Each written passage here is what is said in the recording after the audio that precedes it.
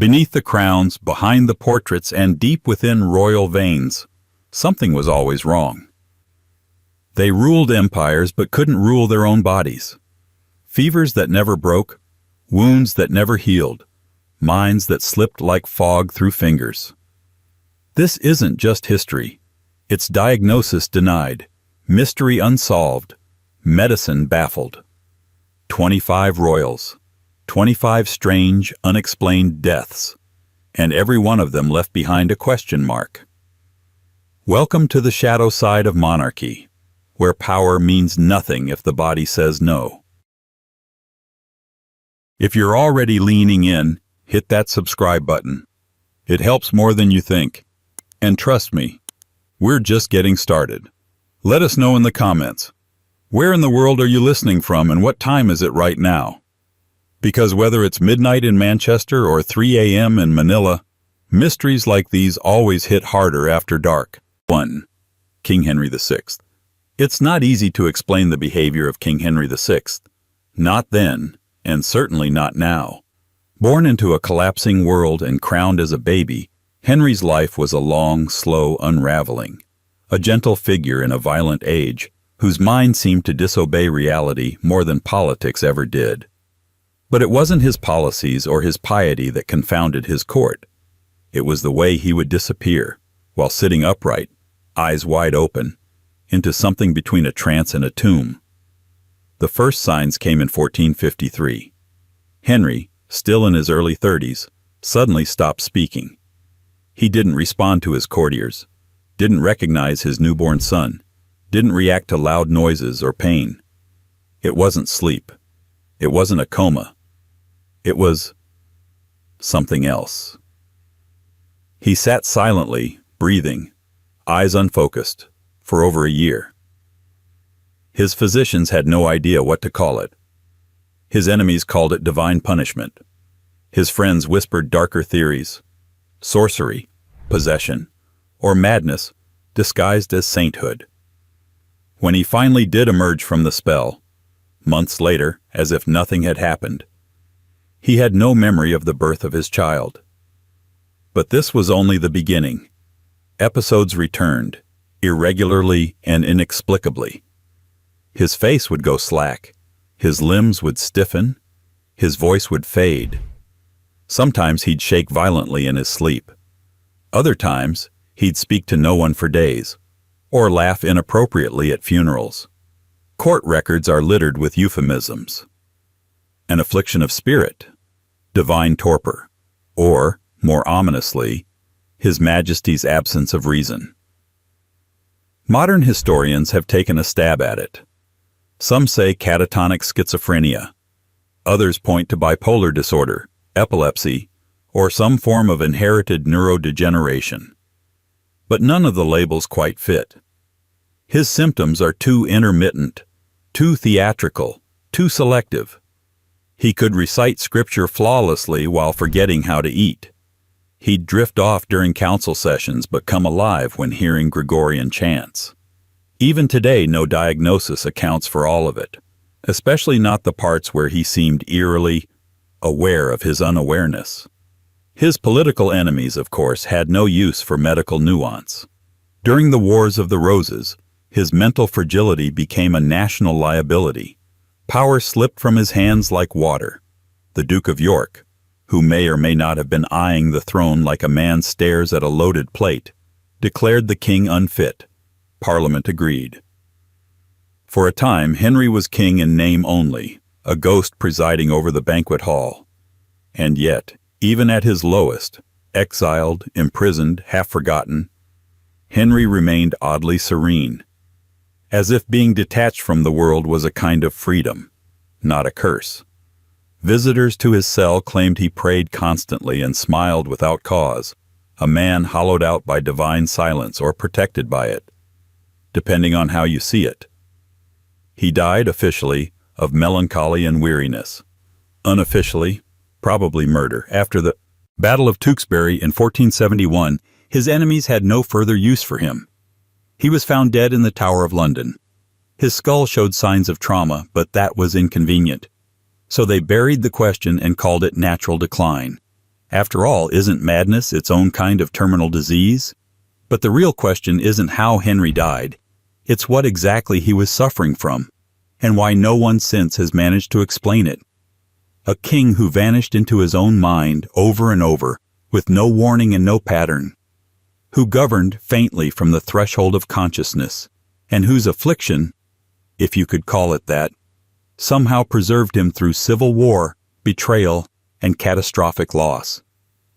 Perhaps he wasn't mad. Perhaps he was just too sensitive to endure the reality we call sane. Or maybe he saw something the rest of us aren't supposed to.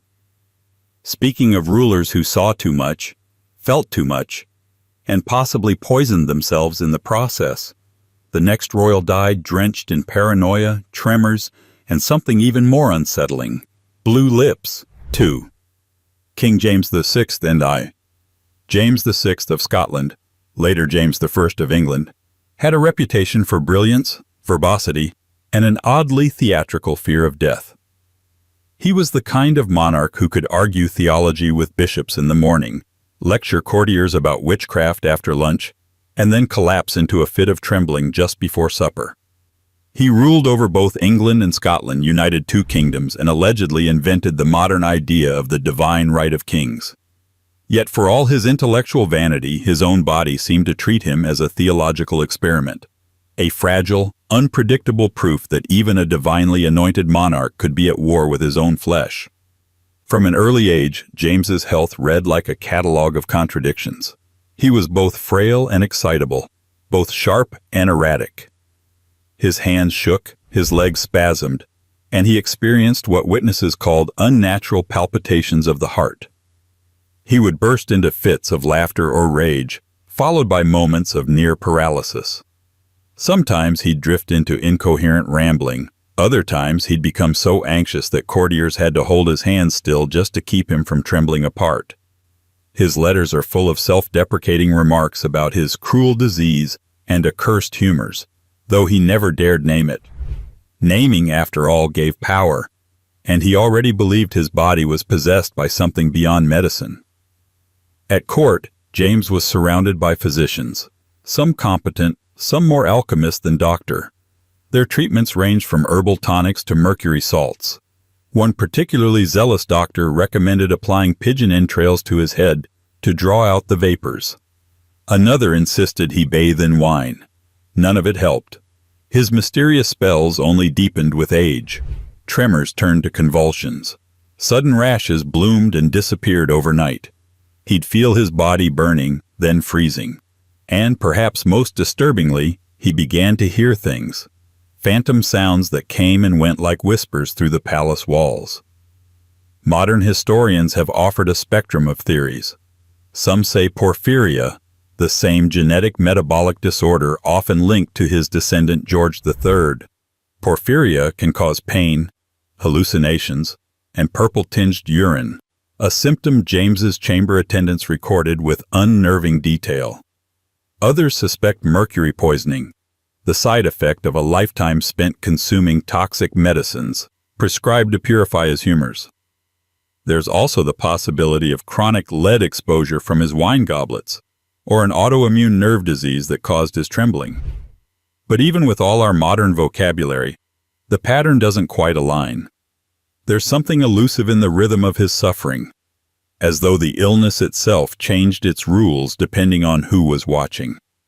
And perhaps that was the point.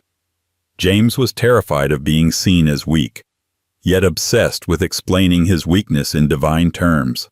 His writings on witchcraft, demonology, read less like the confident sermon of a healthy king and more like a medical diary coded in theology. He believed witches could send invisible forces into the body, not metaphorical evil, but literal pain, delivered through the air. When his own limbs convulsed, when he awoke drenched in sweat, he imagined curses flung from unseen hands.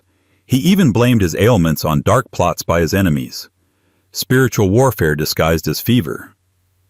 As the years passed, the line between paranoia and physiology blurred. His court noticed that his spells came most often after emotional shocks, an argument, a betrayal, a political scandal. The physicians blamed vapors of the brain. The priests blamed the devil. The king himself vacillated between the two. On some days he prayed for deliverance. On others, he demanded more mercury. One can almost picture him, the monarch of two nations, shaking uncontrollably, muttering prayers through clenched teeth, blue lips trembling not just from illness but from the fear of its meaning. By 1625 his decline became impossible to disguise.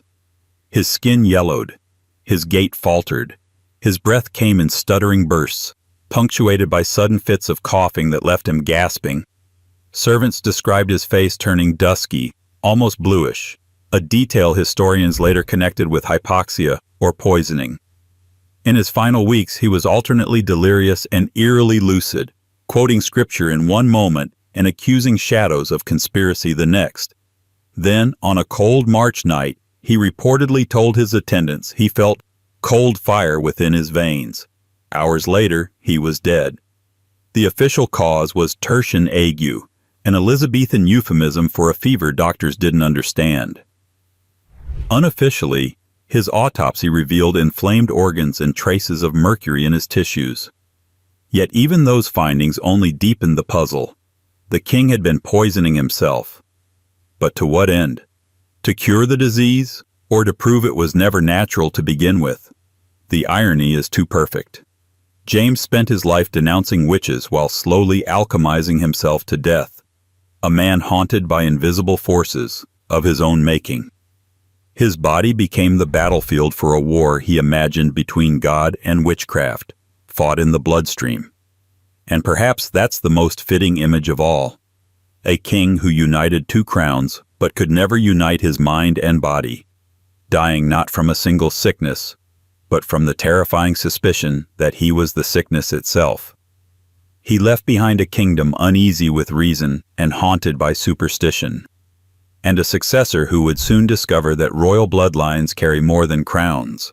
Sometimes they carry curses disguised as inheritance. 2 royals down, and already the doctors are sweating. If you're still with us, go ahead and subscribe. It's the easiest way to keep this mystery train moving. And tell us in the comments, where are you watching from and what time is it right now?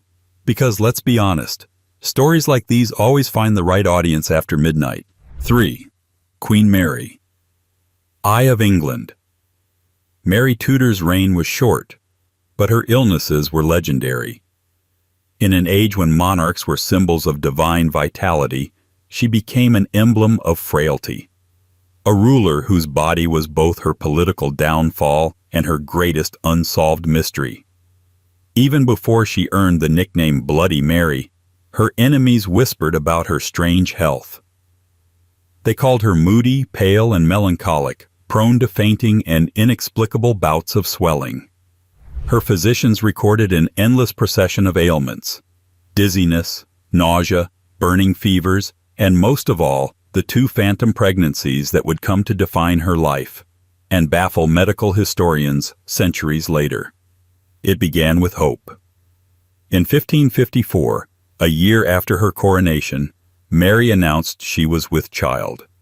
Her stomach grew visibly round, her breasts swelled, and her attendants prepared the royal nursery. Bells were polished. Christenings were planned. The nation prayed for a male heir who would cement her Catholic restoration. But as the months passed, something strange happened. Her symptoms continued: the bloating, the morning sickness, the back pain, yet no child came. The royal midwives waited, reassured her, waited again. The labor pains came and went like echoes in an empty hall. Then, without explanation, her belly began to recede. No miscarriage, no bleeding, no sign of life. The doctors called it a suppression of nature. The courtiers called it divine punishment. Her humiliation was profound. She withdrew from court life, convinced the pregnancy had been real. Her husband, Philip of Spain, quietly left the country, embarrassed and wary of her volatility. Yet Mary insisted that something within her had been growing, and that it had vanished for reasons beyond medicine. She turned her grief into penance, doubling down on her religious austerity. For her, the failure of the body was a moral trial. For her enemies, it was proof that she was unfit to rule. Then, 2 years later, it happened again. Another swelling, another proclamation. Again the palace was draped in expectation, and once more nothing. The second pregnancy faded away into the same feverish silence as the first. This time, however, Mary's health deteriorated drastically. Her stomach distended painfully. She suffered from exhaustion, fevers, and what chroniclers called a wasting of the flesh. She would sweat uncontrollably at night, tremble, and complain of burning sensations in her abdomen. At times she claimed to feel something moving inside, though the physicians could detect nothing. Modern scholars have proposed an entire catalog of theories. Some suspect a hormonal disorder, perhaps ovarian cysts, or a tumor of the uterus that mimicked pregnancy. Others point to endocrine dysfunction, or a pseudocyesis, a psychological phenomenon where intense desire or fear triggers real physical changes. Still others suggest liver cancer or adrenal disease, noting her chronic jaundice and fatigue near the end. But no single diagnosis matches her full history. Even her autopsy, brief and hastily recorded, offered no clarity. All it noted was a great swelling in the belly, with no explanation of cause. And there's the deeper irony. Mary, who saw her reign as the restoration of divine order, found her own body operating by some cruel counter-order, a script written in misfires and illusions. She devoted her life to purging England of what she saw as spiritual falsehoods, while harboring a falsehood within her own flesh. That contradiction gnawed at her faith, though she would never admit it aloud. In her final months, she spent long hours in prayer, often clutching her abdomen, whispering verses about deliverance. One ambassador wrote that the Queen believes her suffering is proof of election, though none can see what delivers her. When she finally fell into her last fever in 1558, her physicians had no coherent explanation. They spoke of dropsy, the catch-all term for swelling. Some speculated about a corruption of the humors. Others suggested a slow wasting of the heart. She died quietly, almost gently, her body still swollen, her eyes open as if waiting for an answer that never came. The post-mortem silence around her cause of death became as political as her life. Everyone had a theory, but none had proof. In the centuries since, Mary's illness has become a mirror for the anxieties of her age. The fear of barrenness, the obsession with heirs, the suspicion that faith could not heal what reason could not name. Perhaps she was the first royal case study in psychosomatic mystery, the mind commanding the body to create something that was never there. Or perhaps, as some mystics later claimed, she had conceived something not of flesh, but of spirit, a promise meant for another world entirely. Her death left the throne to her half-sister Elizabeth, whose vitality and cunning would eclipse her completely. Yet the ghost of Mary's illness lingered in court gossip for decades, the tale of the queen who carried a kingdom inside her and gave birth to nothing. And perhaps that's the cruel symmetry of her story. A woman who mistook pain for purpose, faith for fertility, illusion for life. A queen undone not by enemies or assassins, but by the inscrutable rebellion of her own body. The physicians who failed her would later serve another royal child, a boy whose death would ignite one of England's darkest medical mysteries, and whose final cough would echo across centuries of royal medicine. 4. King Edward VI. The boy who would be king did not live long enough to become one in any meaningful sense. And yet, his death left behind one of the most baffling medical riddles in royal history. King Edward VI, son of Henry VIII and Jane Seymour, was England's Protestant hope, its teenage scholar monarch, and its pale, coughing paradox. His reign lasted barely 6 years, his life just 15. But in those brief years, his decline was so peculiar, so uneven, and so suspiciously convenient for those around him, that historians still can't agree whether he died of nature, of medicine, or of something much colder. Edward was born delicate, though not frail enough to alarm anyone at first. He was a bright child, highly educated, unusually pious, and by all accounts, disciplined to the point of self-denial. He fasted excessively, preferred prayer to games, and kept punishing schedules of study. The tutor court admired his seriousness, until it began to look like sickness. By his early teens, chronic fatigue and fits of coughing plagued him. His letters became shorter, his handwriting weaker. But what followed next defied simple explanation. In January 1553, after a particularly bitter winter, Edward fell ill. At first, doctors called it a fever of the lungs. Within weeks, the symptoms multiplied: fever, night sweats, shortness of breath, joint pains, and a startling change in his skin. Pale one day, flushed and mottled the next. He began to spit up blood, sometimes thick and dark, sometimes bright and frothy. His eyes yellowed slightly, his lips turned bluish, and his body wasted so rapidly that courtiers described him as a ghost in daylight. Yet even that description fails to capture the uncertainty surrounding what was actually happening inside him. The official diagnosis was tuberculosis, the fashionable explanation for any long-wasting disease of the 16th century. And on paper it fits neatly: a slow deterioration, chronic cough, weight loss, hemoptysis. But Edward's case was far stranger. His fever fluctuated erratically, his chest pains came and went, his hair began to fall out in uneven patches, his fingernails turned brittle and dark. His physicians bled him, purged him, and applied foul-smelling poultices to draw out the poison. Instead, his condition worsened. Within months he was unrecognizable, skin stretched taut over bone, alternating between chills and burning sweats. By May, Edward's journal entries, he kept one until he was too weak to hold the pen, show a mind still clear, even detached, recording his own decay as though writing a weather report. I am weaker today. The heat increases. My sleep disturbed by fits of the lungs. God send me patience. The detachment is haunting, as if he already knew that his body was no longer obeying earthly logic. Modern medical historians have revisited his symptoms, finding the pattern inconsistent with typical tuberculosis. Some have argued for measles, complicated by pneumonia. Others suggest arsenic poisoning, intentional or accidental, possibly from tonics administered by court physicians. There are even whispers of autoimmune disease, lupus or sarcoidosis, though such terms did not exist then. His skin discoloration and hair loss fit the poisoning theory disturbingly well, and it hasn't escaped notice that Edward's death cleared the path for John Dudley, Duke of Northumberland, to install his own daughter-in-law, Lady Jane Grey, on the throne. A convenient vacancy, some would say, at a very inconvenient moment. Still, there's no proof of foul play. Only the lingering strangeness of Edward's decline, the way he seemed at moments to recover slightly, only to collapse again without pattern or reason. The last weeks of his life read like a slow looping dissolution. He could no longer walk.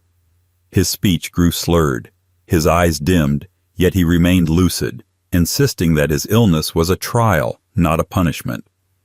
His doctors continued their remedies: bleeding, leeches, concoctions of herbs and metal salts, all of which likely hastened the very outcome they hoped to prevent. When Edward finally died on July 6, 1553, the cause was officially listed as consumption. But the observers who stood at his bedside saw something stranger. One described a sudden darkening of the visage, another, a brief fit as though the body resisted death itself. His corpse, when examined days later, was said to have turned unusually gray, almost metallic in hue, a detail rarely mentioned in official records, but often repeated in whispers. Whether from disease, poison, or divine irony, the boy king's death closed one chapter and detonated the next. His passing triggered a 9-day coup, a religious crisis, and a national reckoning with the limits of royal immunity. And still, centuries later, the mystery remains untouched. How does a 15-year-old with every doctor in the realm at his side die of a disease that doesn't quite fit its name? Perhaps the answer lies not in medicine, but in the pattern itself. The Tudor pattern of sickness as symbol, of illness as destiny. Edward VI's body became England's mirror, a nation wasting from within, coughing out its contradictions, too young to understand what was killing it. And his death would not be the last time a monarch's trembling body was mistaken for divine theater. The next king's illness would drive his nation to madness, quite literally, and give the world its first and most famous example of royal insanity. 5. King George III. Few kings have been remembered more for their illness than their governance, and none with such tragic irony as King George III, the monarch who lost America, found religion, and then lost his mind. Yet even that phrase, lost his mind, does him a disservice. What George endured was neither simple madness nor mere melancholy.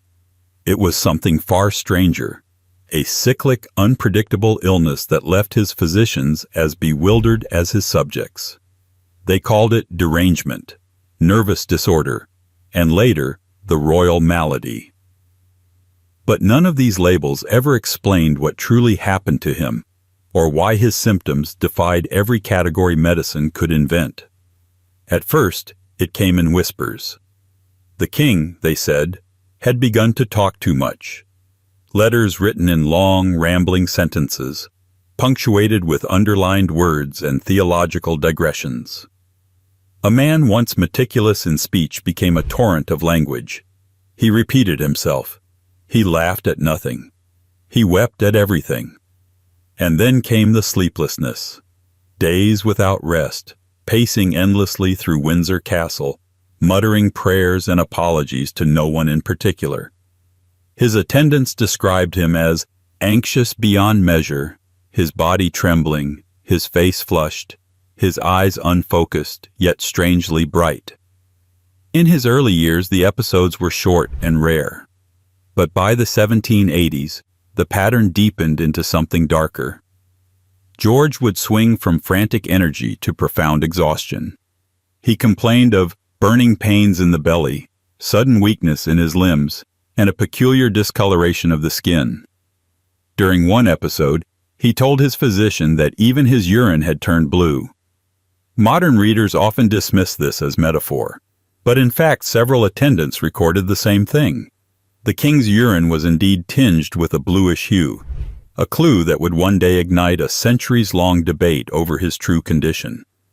At the time, doctors had few tools beyond observation and restraint. Treatments ranged from herbal infusions to blistering, bleeding, and forced isolation. They made him drink antiphlogistic mixtures, applied leeches behind his ears, and wrapped him in cloths soaked in vinegar. The more they treated him, the worse he became. At one point, his attendants bound him in a strait waistcoat to prevent injury, and his shrieking echoed through the corridors of Windsor like a sermon gone wrong. The courtiers whispered that the king was bewitched. The clergy prayed. The politicians waited. And the public, hungry for gossip, began to call him Farmer George, half in affection, half in pity. The modern theory that George III suffered from porphyria, a rare genetic disorder affecting the metabolism of heme, came centuries later when scientists revisited those bizarre details. The blue urine, the abdominal pain, the delirium, the remissions followed by relapse. Porphyria can indeed cause such symptoms, but skeptics point out that not all fit perfectly. His verbosity, his pressured speech, his rapid cycling between mania and depression, these could just as easily describe bipolar disorder, perhaps worsened by toxic medical treatment. Even now, historians divide into camps, the biochemical versus the psychological, each armed with its own set of half-truths. What makes his illness so haunting isn't simply its mystery, but its moral weight. George III was by all accounts a good man, diligent, earnest, painfully conscientious. He loved his family, his farm, and his music. Yet he lived in an age that had no language for mental illness that wasn't moral or spiritual. To be mad was to be cursed, unfit to rule, unfit to exist. His bouts of lucidity only deepened the tragedy. He would emerge from madness as if waking from a nightmare, horrified by the wreckage he had caused. the political chaos, the personal humiliation, the fear in his children's eyes. "I am myself again," he'd whisper, though the words always carried the shadow of a question. His last years were spent almost entirely in darkness, blind and incoherent, his thoughts drifting between hymns and hallucinations. He died in 1820, not of his mysterious illness, but of time, an old man long separated from his own reign. His mind had been gone for nearly a decade. The doctor's notes from his final confinement are both clinical and oddly poetic. He speaks to the air. He sings to God. He knows no one, and yet forgives all. Even in death, the argument over his affliction continued. Porphyria, mania, mercury poisoning from treatment. The truth is, no theory fully captures the contradiction that was George III, a king whose madness made him more human, whose suffering revealed the limits of both medicine and monarchy. His story stands as a reminder that science, no less than faith, can falter in the face of mystery. And the mystery deepens, for his illness did not die with him. His descendants, some brilliant, some broken, would show echoes of the same trembling, the same melancholy. One in particular, young, golden, and beloved, would die suddenly of a fever so strange that even his autopsy refused to speak. 6. Prince Henry Frederick. He was supposed to be the future. Prince Henry Frederick, the eldest son of King James VI and I, was everything a monarch in waiting should be: charismatic, athletic, popular, and terrifyingly well-read. Unlike his father, who saw demons in shadows and plotted theology into his dining schedule, Henry had the look and temperament of a Renaissance poster boy. He fenced with flair, argued with philosophers, and once tried to drain a lake just to build a garden. He was England's golden prince, and then, without warning, he was gone. Dead at 18 from a malignant fever, a term as vague as it is ominous. It began with what seemed like a cold. In the autumn of 1612, Henry complained of chills and weakness. His doctors weren't concerned. This was a young man who could outhunt his guards and perform sword drills in full armor. But by the second day, he was bedridden, flushed, and sweating through his clothes. His speech slurred, his appetite vanished. Then came the vomiting, the chest pains, and a strange purplish rash that appeared along his arms and neck. The court mobilized in panic. Physicians were summoned from across the realm. They diagnosed putrid fever, a common catch-all for any rapid systemic illness that didn't follow the usual seasonal plagues. They administered purges and herbal decoctions, drained his blood according to the planetary alignment, and insisted that his humors were in rebellion. None of it helped. Henry's condition worsened so quickly that by the 4th day, he could barely speak. By the 6th, he was gone. The official cause of death was listed as typhoid or camp fever. But this was not a soldier in a trench. This was a prince in a sanitized palace, surrounded by doctors and guarded from the outside world. Some whispered plague, though no one else in the court fell ill. Others suspected a contaminated water source, an aristocratic version of what modern doctors might call protoviral hemorrhagic fever. But no one could explain the speed of the deterioration. No one could explain why Henry, who had been so physically robust, collapsed like parchment in a fire. More conspiratorial voices had other ideas.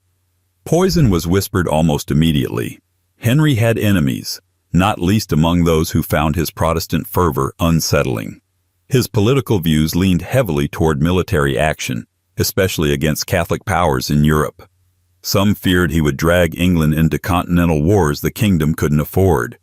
His father, King James, was more pacifist and diplomatically minded, a source of tension between them. Henry had become, in some circles, more popular than the king himself, a dangerous thing to be in any monarchy. Modern pathology has weighed in, of course. A few studies of posthumous descriptions and court documents suggest meningococcal septicemia, a bacterial infection that can cause rapid organ failure and dark skin blotching. Others lean toward acute pneumonia with sepsis, a deadly 1-2 punch. But no autopsy was ever performed. The physicians, perhaps out of guilt or fear, buried the diagnosis as quickly as the body. What remains is the absence, not just of Henry, but of the reign he never lived to shape. Historians often wonder what England might have become under his leadership. A more aggressive Protestant state? A kingdom less tolerant but more energetic? One where war came sooner, but perhaps on better terms? We will never know. What we do know is that after his death, the throne passed to his younger brother Charles, a quieter, more rigid figure who lacked Henry's charisma and confidence. Charles would go on to divide the nation, clash with Parliament, and ultimately become the only English monarch to lose his head in public. And so, the death of Prince Henry isn't just a medical mystery. It's a historical pivot point, a sliding door that slammed shut at 18 and changed the entire trajectory of a nation. Whether he died of disease, misdiagnosis, or something darker, his loss left a vacuum that would one day be filled not with brilliance, but with civil war. But that's a story for later. First, we must turn to a king who lived longer, reigned harder, and collapsed just as suddenly. A man whose own body became a battleground for bleeding, convulsions, and something buried deep beneath his powdered wig. A poison, perhaps, or a secret kept too long. 7. King Charles II. By the time King Charles II collapsed in his Whitehall chambers on a frosty morning in February 1685, he had already outlived civil war, revolution, exile, and the execution of his father. He had navigated a monarchy restored by compromise, ruled a kingdom still reeling from Puritan austerity, and cloaked it all in lavish pageantry and sly, practiced charm. He was known as the Merry Monarch, but there was something more careful than careless in his pleasures. Charles had survived too much not to know how fragile power really was, which makes the strange circumstances of his death, a sudden collapse, violent convulsions, and an autopsy full of contradictions, all the more unsettling. The symptoms came fast. One moment he was speaking with his courtiers. The next he was twitching uncontrollably on the floor, unable to speak. Physicians rushed in, diagnosing apoplexy, a term often used to describe anything from stroke to seizure to cardiac event. But as they began their usual regimen of interventions, the mystery deepened. Charles regained consciousness, briefly, only to slip again into confusion, slurring his speech and sweating profusely. His skin turned blotchy, his heartbeat irregular. What followed next was a parade of medical interventions so intense it bordered on farce. Over the course of 4 days, the king was bled of nearly a pint of blood, blistered with mustard plasters, purged with antimony and senna, given enemas, cupped behind the ears, and even forced to ingest pearl julep, a concoction made from crushed gems. He endured it all in stoic silence. The physicians, increasingly desperate, could only agree on one thing. The king's symptoms made no sense. Charles suffered repeated seizures, acute stomach cramps, and delirium interspersed with periods of eerie lucidity. At one point, he reportedly apologized to his attendants, saying, "I am sorry, gentlemen, for being such a time a-dying." Ever the showman, even on the edge of death. But beneath the wit was something darker, an ailment that refused to conform to any diagnosis of the age. After his death, the official record listed apoplexy as the cause. But the autopsy, conducted in haste and secrecy, found signs of inflammation in the kidneys, an enlarged and darkened spleen, and, most alarmingly, unusual deposits in the brain. His hair and nails, later analyzed by historians, showed traces of mercury and other heavy metals. Some now suspect chronic mercury poisoning, possibly from the medications he was given for a persistent skin condition. Others believe the poisoning was unintentional, cumulative, and made worse by the elaborate cocktails prescribed by his well-meaning but medically confused physicians.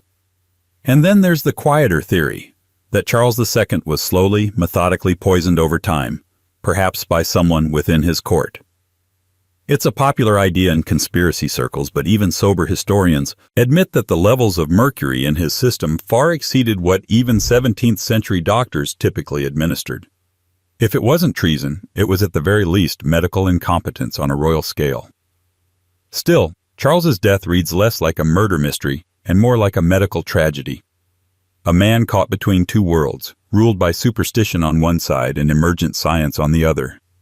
His doctors, products of their age, treated him with a kind of aggressive hopefulness. If enough things were done, something might work.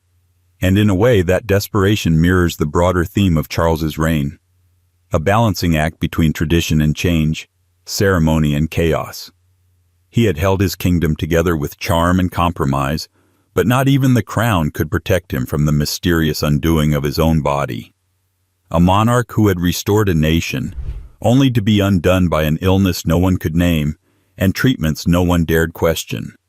And in the aftermath of his passing, his court turned quietly toward another prince, elderly, exiled, and riddled with a different kind of mystery, one not of convulsions, but of visions, fainting spells, and something far stranger than death. 8. Prince Arthur, Duke of Connaught. Of Queen Victoria's many children, Prince Arthur was considered the most steadfast, dutiful, unflinching, almost Roman in posture. He lived through nearly a century of royal upheaval, from the fading days of empire to the rise of the modern monarchy, always managing to hover just outside scandal and sensation. He wasn't the brightest or the boldest, but he endured. Which is why his strange decline, subtle, persistent, and baffling, caught so many by surprise. By all accounts, Arthur had aged well. Even into his 80s, he remained upright, articulate, and regimented to a fault. He wrote letters in military cursive. He dressed precisely. He saluted even in private. But behind that hard outline of discipline, his body was beginning to betray him in ways that no amount of decorum could disguise. It began with brief fainting spells. At first, he dismissed them as fatigue. A long-standing member of the British Army, Arthur treated illness the way most career officers did, as a sign of moral weakness. But the spells grew longer and stranger. One episode reportedly lasted nearly 2 minutes. When he came to, he described a vibrating blackness and a sensation that he was not fully returned. The court physicians, uncertain of what to call these episodes, settled on vascular disturbance, another phrase for "we have no idea." They recommended rest, a quieter schedule, perhaps a short retreat. Arthur refused. He continued attending state functions, even as his legs began to tremble and his balance faltered. He would suddenly freeze while walking, unable to lift one foot forward. On other days, he would tremble uncontrollably while seated, his teacup rattling softly against the saucer. It wasn't just the physical symptoms. His diaries, which had once been meticulous and reserved, took on a stranger tone in the final decade of his life. He began noting visions, particularly during his fainting spells, vague descriptions of halls filled with blue light, voices calling him by his full military title, and music from beyond the curtain. He never mentioned them aloud, but the entries are there, written in the same careful hand, as if cataloging another military campaign. Modern neurologists looking back have suggested a range of possibilities. Parkinson's disease with early onset dementia, transient ischemic attacks, or even a form of Lewy body disease, which could explain the hallucinations and motor issues. Yet none of these diagnoses can be confirmed. There were no brain scans, no postmortem neuropathology, only notes, symptoms, and anecdotes, all quietly buried in royal archives. By the time Arthur passed away in 1942 at the age of 91, his decline had been largely kept from the public. The obituaries called it a peaceful end to a long and honorable life, And perhaps that's true. But those closest to him, the nurses and aides who sat with him, through his long silences and his sudden whispers, hinted at something more unusual. One noted that in his final weeks he seemed half here, half gone, occasionally saluting at nothing, murmuring in German to long-dead comrades. He died without fanfare, as he had lived, but left behind a quiet medical question still unresolved. What sort of illness lets a man live past 90, upright and lucid, while quietly unthreading the mind and the body one slow tremor at a time? And that question would return soon enough, in a queen whose body told a very different story, one of fire in the blood, shadows on the skin, and a regal beauty increasingly convinced that something ancient was haunting her from the inside out. 9. Mary, Queen of Scots. Few monarchs have had their lives so thoroughly dissected, romanticized, vilified, and still left essentially unresolved as Mary, Queen of Scots.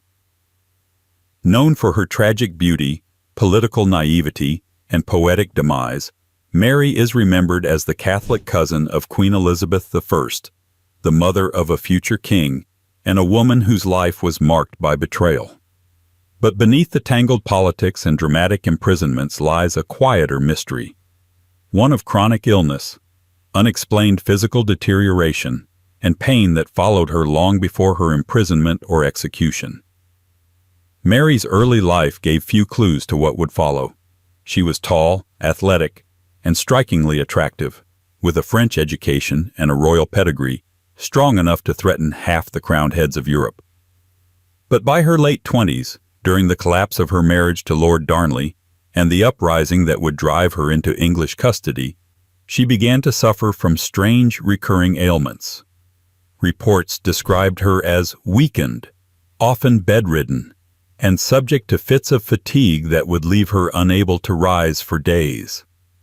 At first, her English hosts assumed she was merely feigning weakness, a political performance. But the symptoms accumulated. Mary complained frequently of intense abdominal pain, joint stiffness, and deep muscle aches. Her skin would flush without fever, and sometimes erupt in small lesions that faded as quickly as they came. On some days, her eyesight blurred. On others, her hands shook so violently she could not write her own letters. Several times, her attendants noted her becoming delirious during the night, whispering in French to people who weren't in the room. Physicians in Elizabethan England were baffled. They diagnosed her with the vapors, melancholia, and a coldness of the womb, all elegant ways of saying they had no idea. Mary herself began to believe she was under some spiritual affliction. She fasted excessively, requested Catholic rites more often than necessary, and reportedly told her confessor that she believed her body was punished for unseen sins. But as the years passed, the physical decay continued, slow, persistent, and uneven. Modern researchers have combed through her correspondence, medical reports, and eyewitness accounts. The leading theories are intriguing but inconclusive. Some suggest chronic porphyria, a metabolic disorder that can cause abdominal pain, nervous system disturbances, and photosensitive skin, symptoms that match much of what Mary experienced. Others propose systemic lupus erythematosus, an autoimmune disease that would also account for the rashes, fatigue, and occasional hallucinations. Still others argue for chronic stress-induced illness, possibly exacerbated by captivity, political paranoia, and years of emotional isolation. But none of these explanations entirely resolve the mystery. Porphyria is hereditary, and while some signs appear in her descendants, the consistency is unclear. Lupus, while more diagnostically appropriate by today's standards, cannot be confirmed without modern testing. The psychological theories, though tempting, don't explain the more severe physiological symptoms. The skin eruptions, the tremors, the repeated infections, and the rapid aging recorded in the final years of her life. By the time she was in her mid-40s, Mary was described as looking 20 years older. She moved slowly, her joints often too stiff to allow her to kneel during prayer. She developed recurring fevers that would break and return without pattern. One attendant wrote that the queen had grown transparent in her suffering, as though the illness itself had hollowed her out from within. Mary was eventually executed in 1587 after 19 years in English custody, officially for treason. But unofficially, many believed her body had already passed its sentence long before the scaffold was built. The final irony? While history remembers her dramatic end, few remember that she may have been dying all along. Not just from politics, but from something inside her that no one ever understood. And so, Mary's mystery endures. Was she the victim of betrayal or biology? Was her fall from grace written in court intrigue or hidden in her genes? Whatever the answer, her body kept its secrets to the end and left her son, James VI and I, to inherit more than just her crown. But it would be another queen, one with a dozen lost children and an empire's worth of pain, who would turn that mystery into a slow royal tragedy. 10. Queen Anne? Queen Anne's body was, in a word, tragic. Not for how it looked, but for how relentlessly it betrayed her. Her reign as the last monarch of the House of Stuart saw the unification of England and Scotland, the rise of party politics, and a series of wars that reshaped Europe. But behind the throne was a woman locked in a long and bitter war with her own physiology.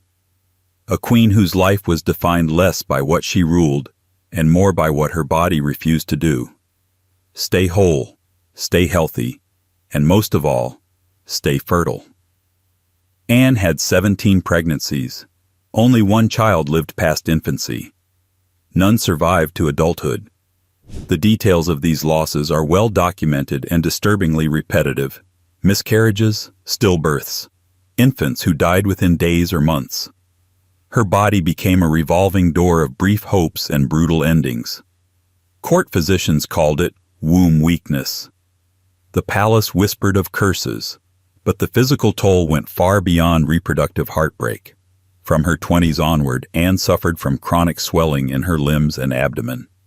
Her legs ached constantly. She developed gout, or what was then called gout, that left her unable to walk without assistance. By the time she was queen, she was often carried between rooms in a sedan chair, her joints too inflamed to bear weight. Observers described her as moving with great labor, her hands twisted, her ankles bandaged, her face pale and puffy. The pain wasn't limited to her body. Anne was emotionally volatile, prone to long silences, sudden weeping, and what modern readers would recognize as depressive episodes. Her letters are full of melancholy phrasing and anxious self-blame, especially surrounding the deaths of her children. Some of her contemporaries accused her of being overly emotional, but others recognized the truth. She was suffering in plain sight, and no one knew how to help. So what was it? Historians and medical researchers have debated her case for decades. One of the leading theories is antiphospholipid syndrome, also known as Hughes syndrome, a disorder that causes blood clots and is associated with repeated miscarriages and stillbirths. It also causes joint pain and swelling, and could explain many of Anne's symptoms.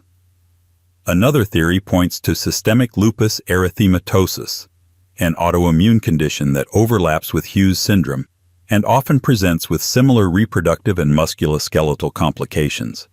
Others have suggested type 2 diabetes, based on her extreme weight gain and fluid retention, or Cushing's syndrome, a hormonal imbalance that could account for her round face, mood swings, and weakened immune system. Yet none of these diagnoses can be confirmed. Anne's autopsy, if one was conducted, left little usable detail. Her symptoms overlap too many categories, and her treatments, constant bleeding, purging, and exposure to mercury-based remedies, may have caused more harm than healing. What's clear is that Anne spent most of her adult life in chronic pain, both physical and emotional.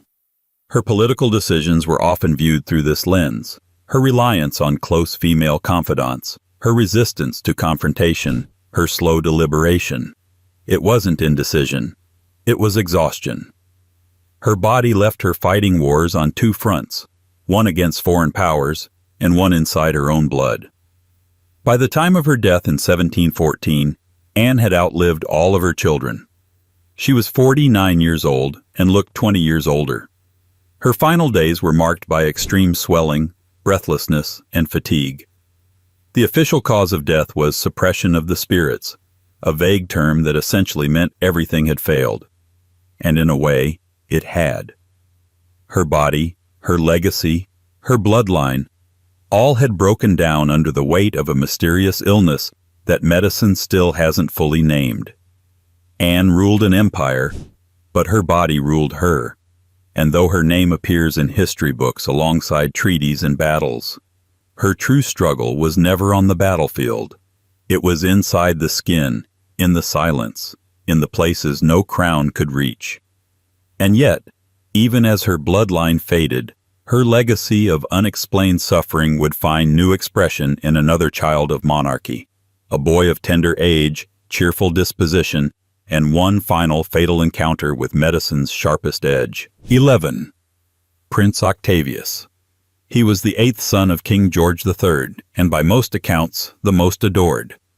Prince Octavius was born into privilege, tucked safely within the protective folds of the Hanoverian dynasty, and he embodied everything a royal child was supposed to be: charming, gentle, obedient. Even his name, Octavius, the Latin for 8th, made him sound more symbolic than human. But what makes his story so haunting isn't just how he died, or how young. It's the bizarre and unsettling circumstances surrounding his brief illness, and the enduring mystery of what exactly went wrong.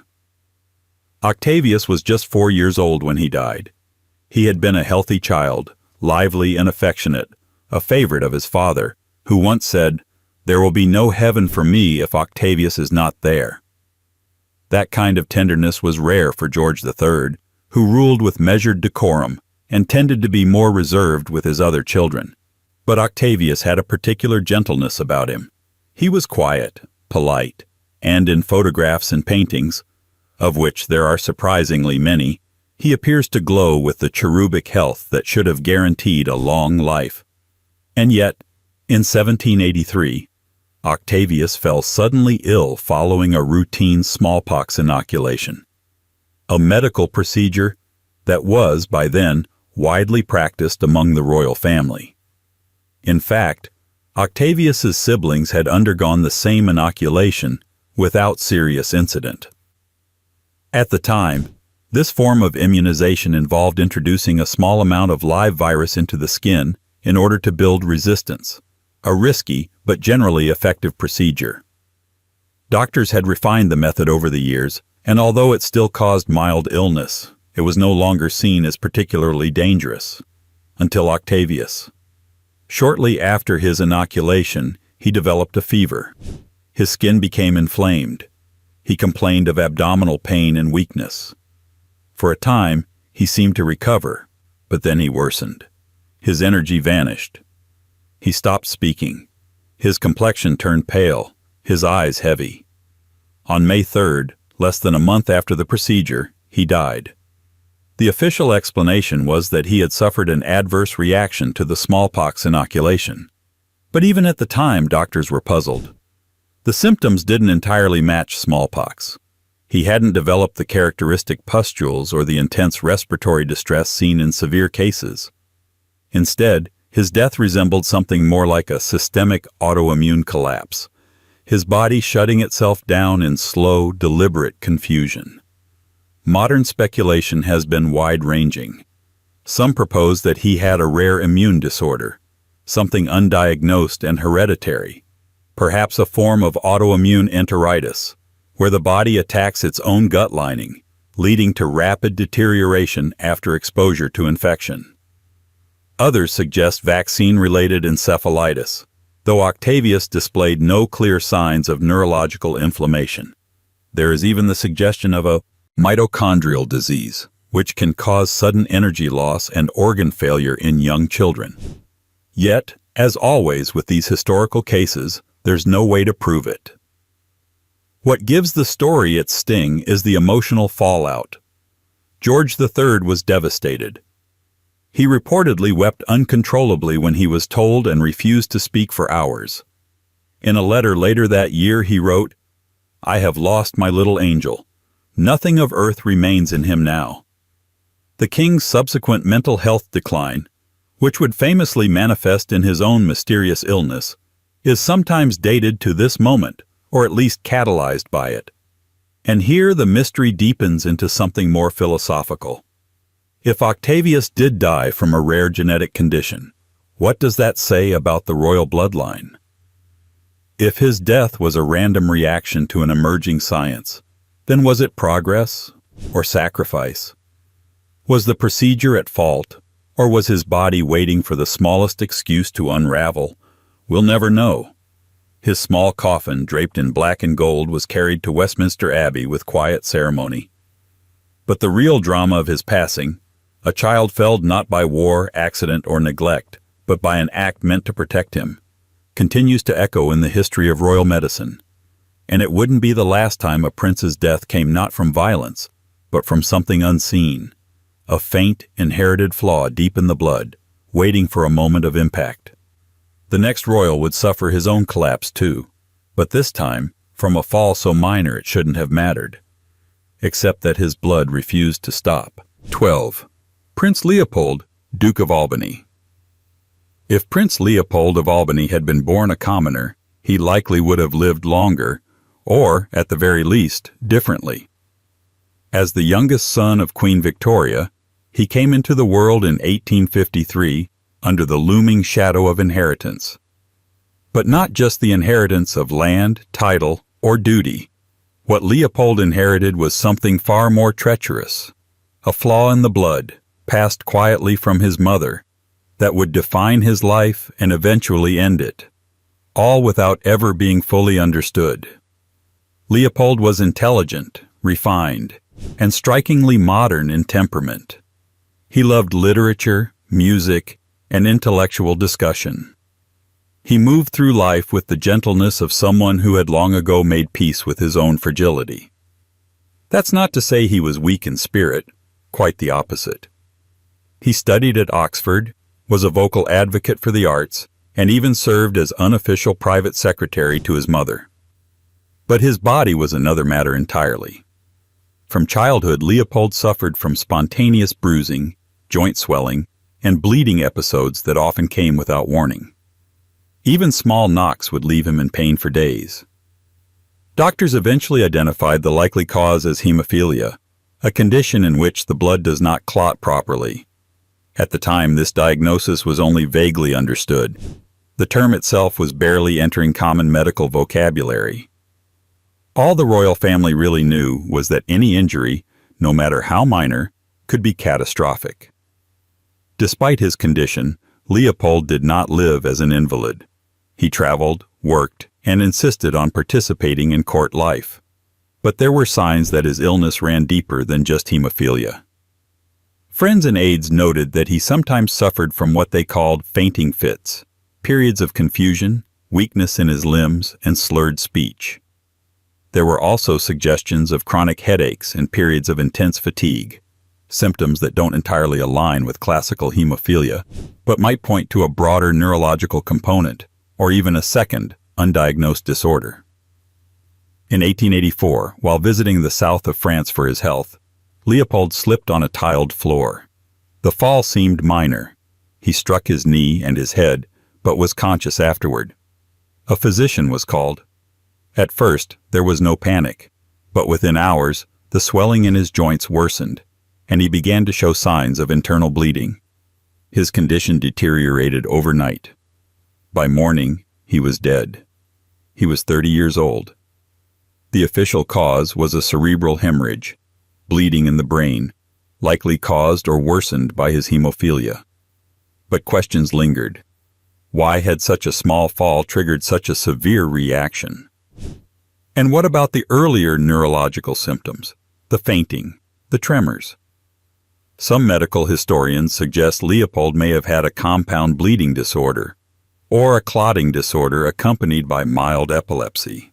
Others believe he suffered from a unique variation of hemophilia, possibly type B, which can carry different risks depending on genetic expression.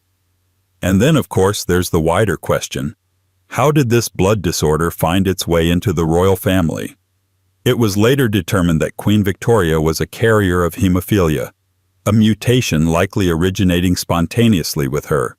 Through her children and their marriages across Europe's thrones, the disorder spread quietly, shaping the fates of dynasties. Leopold was its most visible early casualty, but he would not be the last.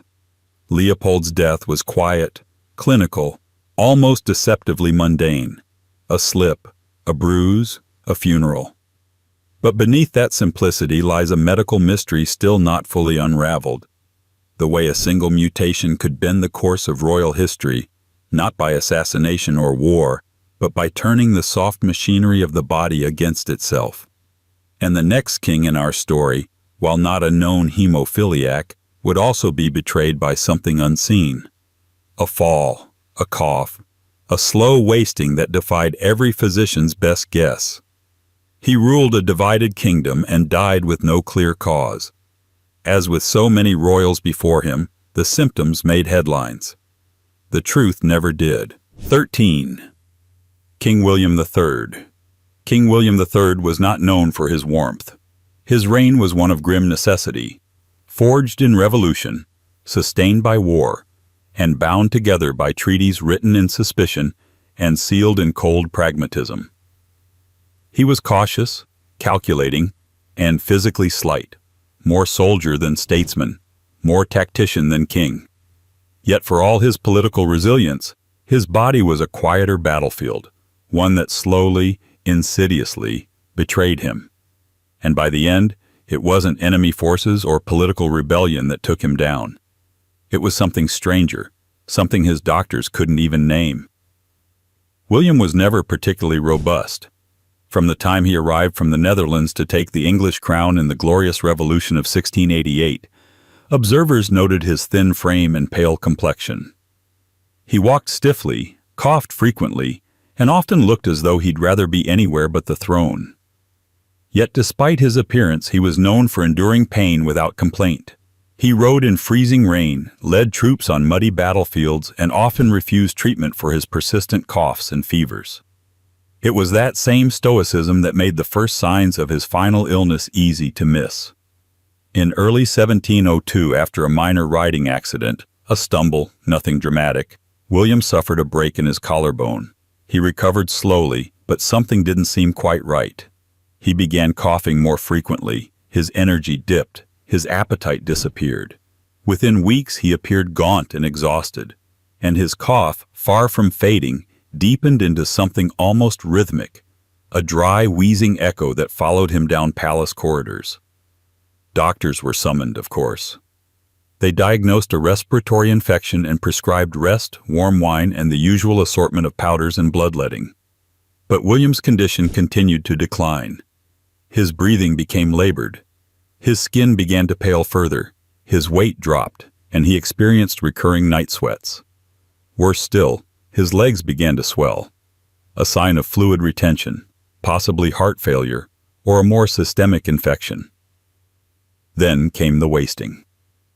Eyewitnesses said he began to look hollow, his clothes hanging loose, his posture hunched. His speech slowed, and yet his mind remained sharp, perhaps too sharp. He continued issuing royal commands, discussing troop positions, and reviewing legislation. One courtier remarked that the king spoke like a general and looked like a ghost. When William died in March 1702, the official cause was listed as complications from pneumonia brought on by the injury. But that explanation left much to be desired. Pneumonia usually presents with productive coughs and acute fever. William's decline was slower, more systemic. Some modern historians believe he suffered from a chronic infection that had been brewing long before the fall, perhaps tuberculosis, or even an autoimmune disorder triggered by the trauma of the accident. Others point to undiagnosed cancer, particularly of the lungs or lymphatic system, given his persistent coughing, fatigue, and gradual decline. But what makes William's death so peculiar is not just the uncertainty, but the mismatch between injury and outcome. How could a healthy 51-year-old monarch, already past the danger of childhood illness and still sharp of mind, be so thoroughly undone by a broken collarbone and a cough? The fall may have been the spark, but the fire was already smoldering. The truth is, no one really knows. His autopsy was brief and inconclusive. His physicians, ever loyal to the image of royal dignity, avoided speculation. But the mystery lingers. Was it a hidden disease? An infection masked by stoicism? Or did something else, something slower, deeper, unravel him from the inside out? One thing is clear. William died leaving the throne to a fragile succession, and a nation that barely noticed the passing of a man whose greatest legacy was simply surviving as long as he did. And while his illness faded quietly from memory, the next monarch's condition would not. For his decline came not in whispers, but in bruises, bleeding, and swelling. An affliction so strange that even exile couldn't hide its toll. 14. King James II. If ever a monarch seemed born to be misunderstood, it was James II. The younger brother of the charismatic Charles II, James lacked his siblings' charm, subtlety, and, unfortunately, his luck. He came to the throne at a moment of extraordinary tension, a Catholic king in a Protestant country, surrounded by suspicion and watched for every misstep. His political downfall is well known. The glorious revolution of 1688, his flight to France, and his permanent exile. But far less attention has been paid to the curious and unexplained illness that slowly overtook him in his later years. An ailment as ambiguous as his legacy, and every bit as contested. After his exile, James lived quietly at the Château de Saint-Germain-en-Laye, granted a dignified if hollow title by the French crown. There, removed from the noise of English politics, he grew increasingly devout, prayerful, withdrawn, and frequently unwell. At first, his health complaints were brushed off as the natural consequence of aging. He suffered from gout, as many royals did, and the occasional fever. But by the late 1690s, his symptoms took a stranger turn. Eyewitnesses reported that James began to suffer from unexplained facial swelling, especially around the eyes and cheeks. His complexion turned blotchy. At times, lesions, described only as dark sores, appeared along his jawline and then disappeared again, only to return weeks later. He developed chronic fatigue and shortness of breath. On occasion, he bled from the nose and mouth without cause. His appetite declined, his weight dropped, and his moods grew more erratic. Not emotionally unstable, but strangely flat, as if his energy were being quietly siphoned away. Court physicians, wary of stirring panic or superstition, attributed the symptoms to dropsy, the era's catch-all term for internal fluid buildup. But dropsy didn't explain the sores. It didn't explain the internal bleeding, nor did it explain the strange neurological episodes James began experiencing in his final year, moments when he'd forget where he was or stare into the middle distance mid-sentence. Modern medical historians have proposed several possibilities. Some suspect renal failure, which could account for the facial swelling, lethargy, and fluid retention. Others suggest cutaneous lymphoma, a rare form of skin cancer that can cause lesions, bleeding, and immune dysfunction. There are even arguments for vasculitis, an autoimmune condition that inflames blood vessels and produces multi-system symptoms, including those James displayed. But no single theory covers everything. He died in 1701 after what was officially described as a malignant fever. Yet another label designed more to close the case than to open it. His final days were reportedly peaceful, marked by quiet prayer and little outward distress. Yet the body he left behind was visibly wasted, and the records from his final medical examinations remain curiously thin. Whether through denial, ignorance, or design, James's exact illness was never named and never fully explained. What's particularly unsettling is the way his condition paralleled his reign, misunderstood, mishandled, and quietly pushed aside. Just as he lost his crown without formal abdication, he seems to have lost his health without proper diagnosis. Faded rather than fallen. In exile, he became something of a living relic, a king in name only, wasting away in both influence and form. And yet, even in death, his bloodline remained potent, in both power and pathology. For among his royal descendants would emerge another prince whose own health would collapse far earlier and far more mysteriously. This next royal wouldn't live to adulthood. He would be hidden from the world, tucked away in the countryside, visited by doctors who couldn't help, and remembered mostly for what he never got to become. 15. Prince John. In the official portraits, he's barely there. Prince John, youngest son of King George V and Queen Mary, often doesn't appear at all in the carefully curated visual record of the early 20th century royal family. And when he does, he's a blurry presence at the edge of group photos, unsmiling, still. A forgotten figure in a family obsessed with control, tradition, and symmetry. But behind that erasure was a child whose life, and especially whose illness, remains one of the strangest and most troubling mysteries in modern royal history.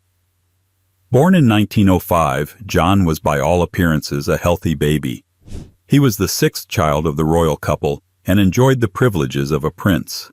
Nannies, tutors, ponies, imported toys. But as he grew, something was different. His speech was delayed. His coordination lagged behind. He began to have episodes that no one wanted to name. "Strange fits," the servants whispered. "Spells," said the doctors. By age 4, he was no longer allowed to play with other children. By age 5, he was removed entirely from public view. What followed was a quiet vanishing. While his brothers trained for war and posed for cameras, John was relocated to Wood Farm, a modest house on the Sandringham estate.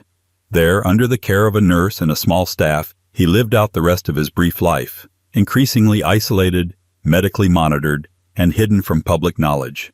The press barely mentioned him. His existence became a kind of royal footnote. The official explanation was epilepsy. The palace eventually confirmed that Prince John suffered from frequent seizures, some of them violent and prolonged. But those close to him, nurses, local doctors, and a few family friends, hinted at something deeper. He was described as different in temperament, sometimes unable to focus, often anxious, prone to emotional outbursts or long silences. His developmental delays became more pronounced with time.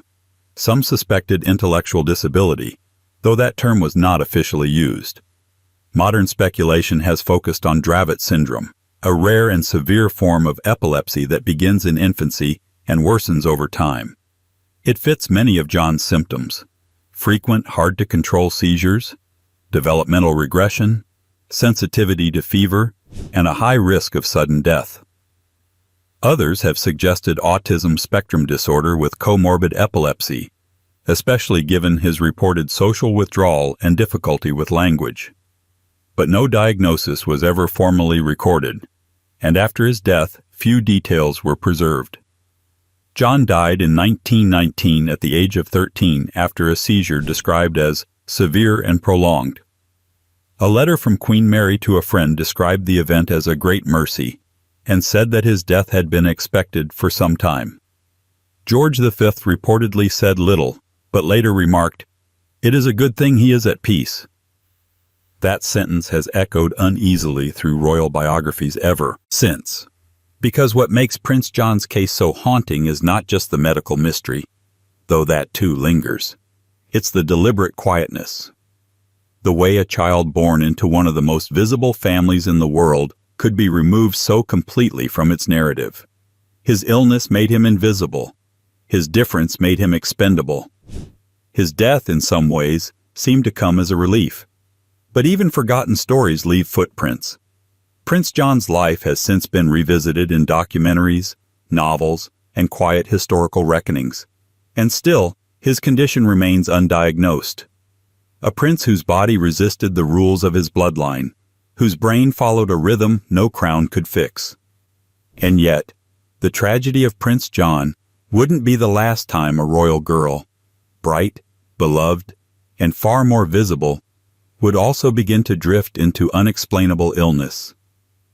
The next mystery belongs to a princess whose spasms, visions, and final breath raised questions still echoing through the royal archives. 16. Princess Amelia. She was the youngest daughter of King George III, his little darling, his affectionate Amy. In portraits, she appears delicate and glowing, framed in soft light and courtly ribbons. Yet by the time she turned 20, that glow had dimmed to something more spectral. Her body, once healthy, began to disobey her in ways that mystified even the best doctors of Regency England. And when she died in 1810, at just 27 years old, her passing triggered more than grief. It cracked open the emotional center of a royal household, and may well have shattered the already fragile mind of the king himself. Princess Amelia had always been different, bright, introspective, and unusually attuned to her father's moods. She was the least political of George III's daughters.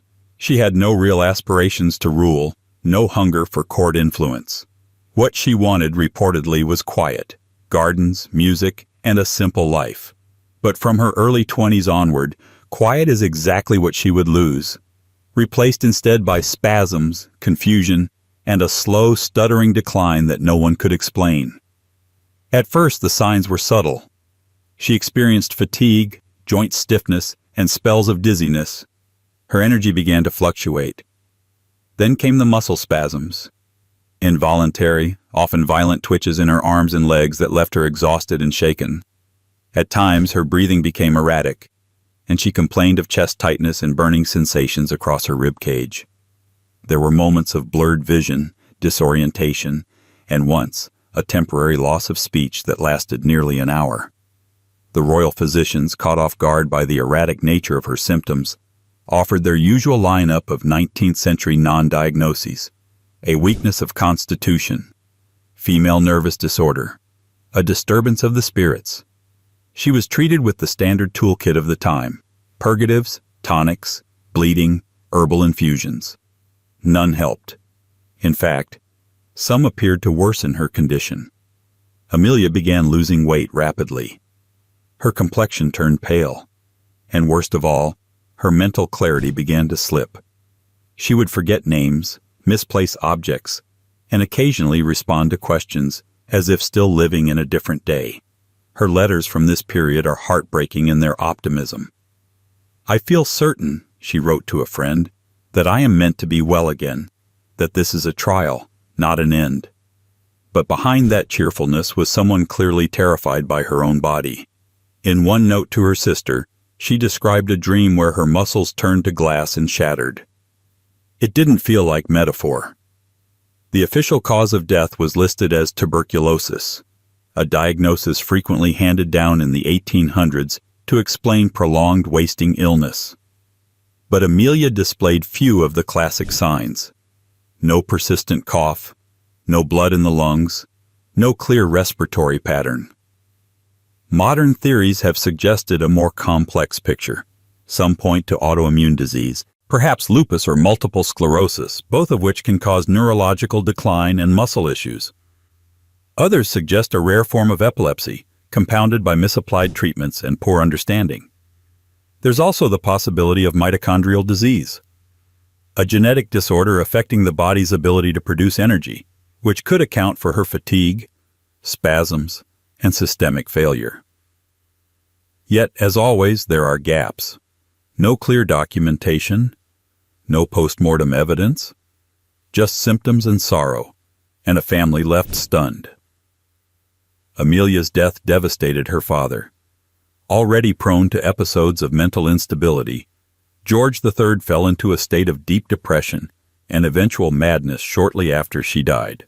He reportedly kept a lock of her hair in a locket he wore constantly and would speak to her portrait as if she were still alive.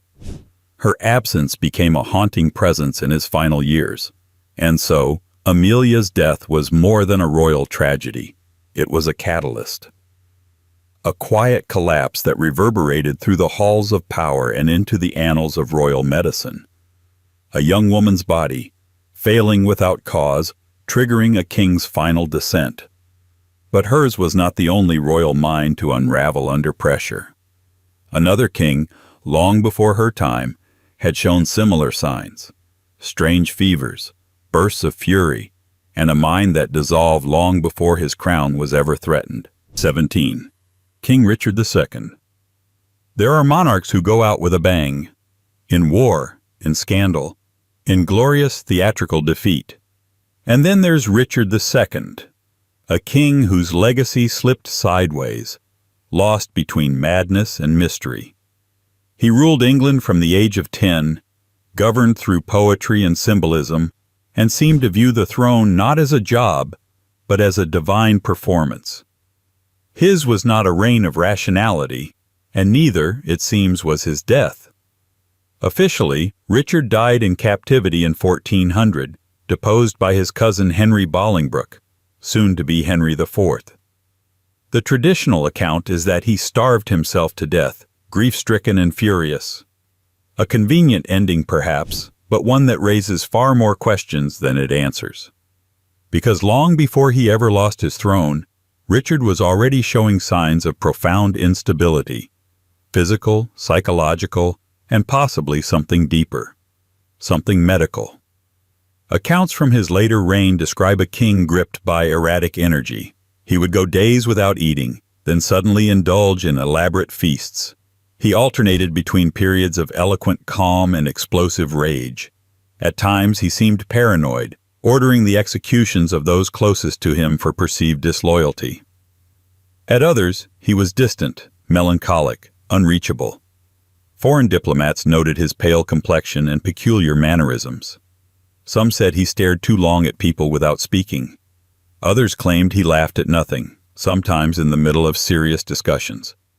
His physicians attributed it to distempered humors, the usual catch-all for anything they couldn't name. But even his closest allies began to suspect something was genuinely wrong. Chronic fevers were reported, night sweats, prolonged headaches, fainting spells. And then there were the rumors that the king would sometimes wander the halls of his palace at night, barefoot, muttering to himself, and once ordered a banquet table to be set for a group of deceased nobles. To modern eyes, it paints a portrait of potential mental illness, yes, but not only that. Some historians have pointed to bipolar disorder, schizoaffective disorder, or even temporal lobe epilepsy, which can cause mood instability, hallucinations, and odd behavior without fully breaking consciousness. Others propose encephalitis, inflammation of the brain, possibly viral or autoimmune in origin, which can account for fevers, erratic mood, seizures, and progressive cognitive decline. Another theory is metabolic disorder, specifically a form of acute intermittent porphyria, which has long been linked to other royal cases and is known to cause episodes of intense psychological disturbance, abdominal pain, and neurological symptoms.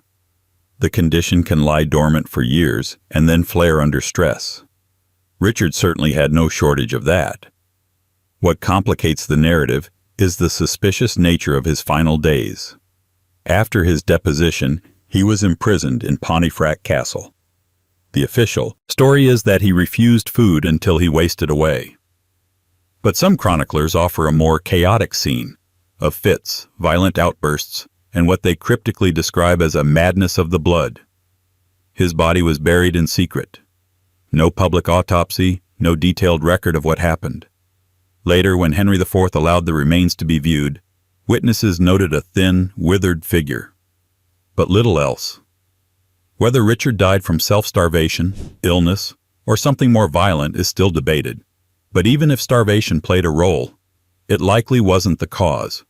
It was the final symptom of something that had been unraveling long before his crown fell. Richard II remains one of history's most theatrically tragic monarchs.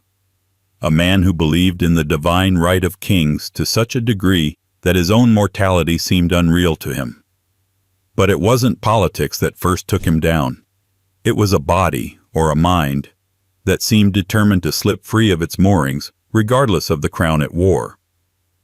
And in a royal lineage filled with fragile minds and mysterious deaths, Richard was not alone. Another Henry, decades later, would meet a similar fate. Young, princely, and suddenly struck down by a fever so putrid it left even his doctors speechless. 18. Henry, Prince of Wales. Before there was a Charles I, there was Henry. And in the eyes of many contemporaries, there should have been only Henry.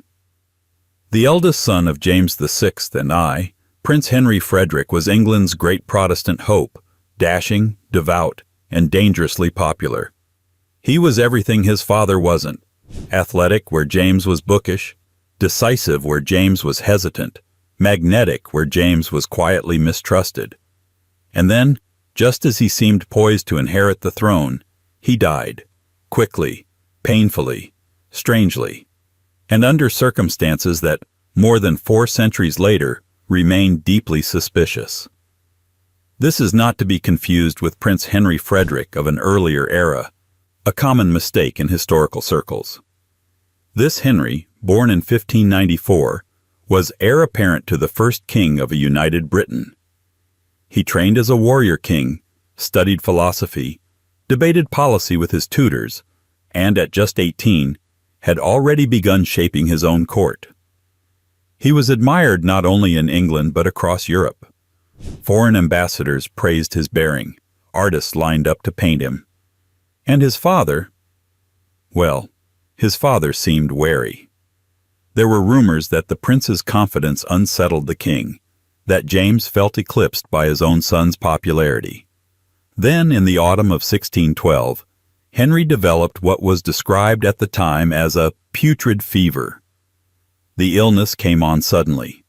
He was observed riding through St. James's Park just days before the first symptoms appeared, flushed but energetic. Then came chills, violent headaches, dizziness, and a rapid deterioration that confounded his physicians. Within a week, his gums were bleeding. He struggled to stand.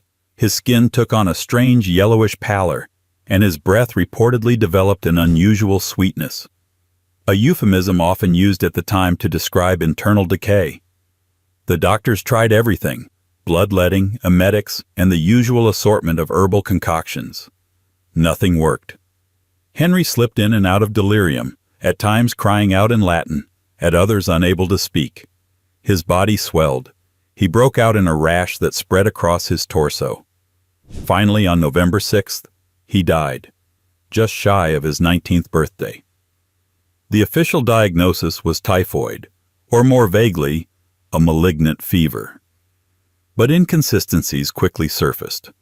Typhoid typically takes longer to kill, and Henry had none of the hallmark intestinal symptoms. Some pointed to plague, though no outbreak was reported in the royal household. Others suggested arsenic poisoning, citing his vomiting, skin discoloration, and the rapidity of his decline. There were even hushed suspicions of deliberate poisoning, that someone close to him had seen his future reign as a threat. But there was no investigation, no inquiry, no autopsy of note, just a funeral. One lesser-known theory is arsenic-tainted water. Some letters from the time mention Henry's habit of drinking from a particular spring near Richmond, possibly a source of contamination. Chronic low-dose arsenic exposure can cause symptoms not unlike those Henry displayed, especially when compounded by stress or overexertion.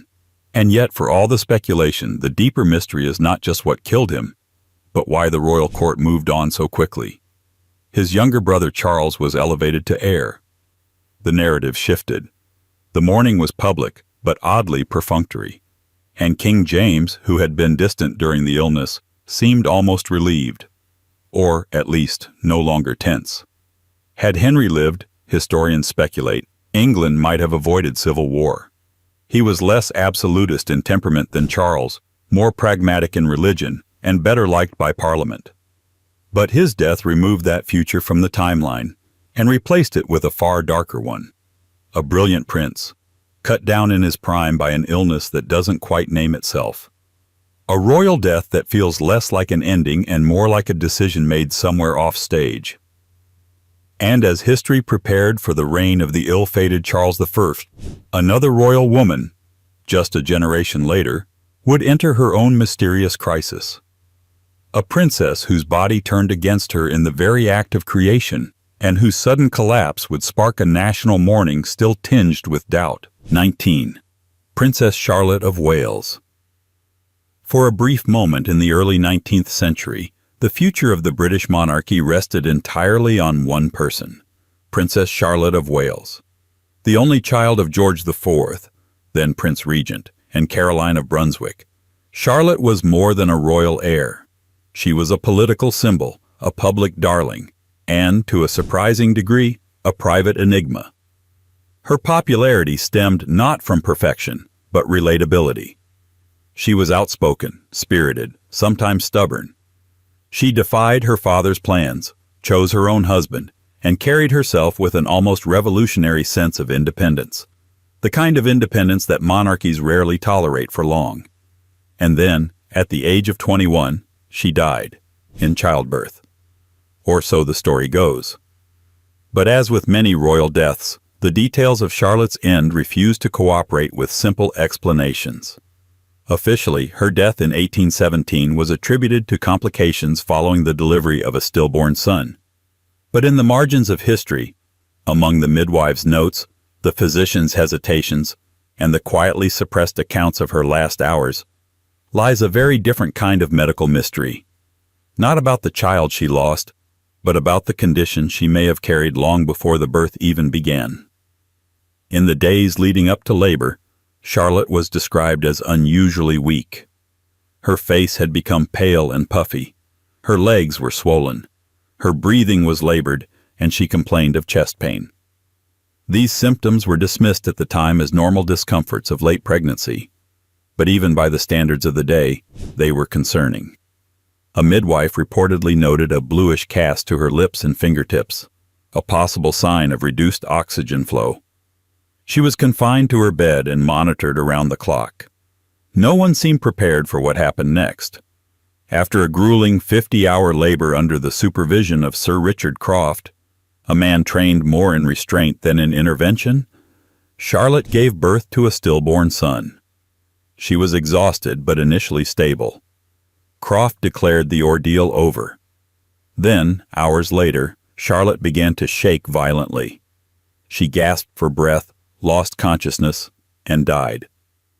Croft would later take his own life, unable to bear the weight of blame. But the deeper mystery remains. What exactly killed Charlotte? Childbirth alone? Or something hiding beneath it? Modern historians have proposed eclampsia, a hypertensive disorder that occurs in pregnancy and can lead to seizures, organ failure, and death, especially when left untreated.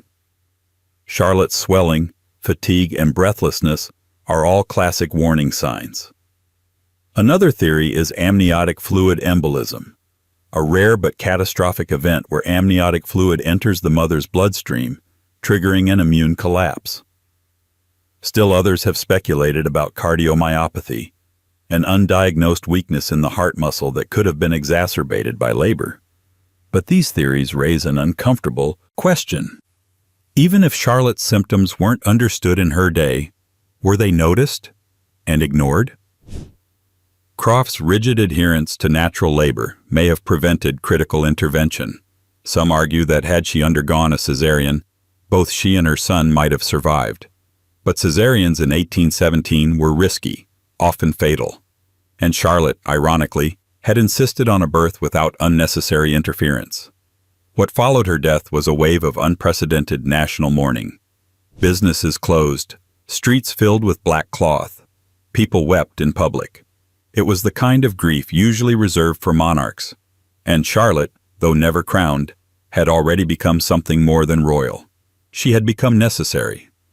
Her death destabilized the line of succession and forced George III's surviving sons, many of whom had avoided legitimate marriages, into a hasty scramble to produce heirs.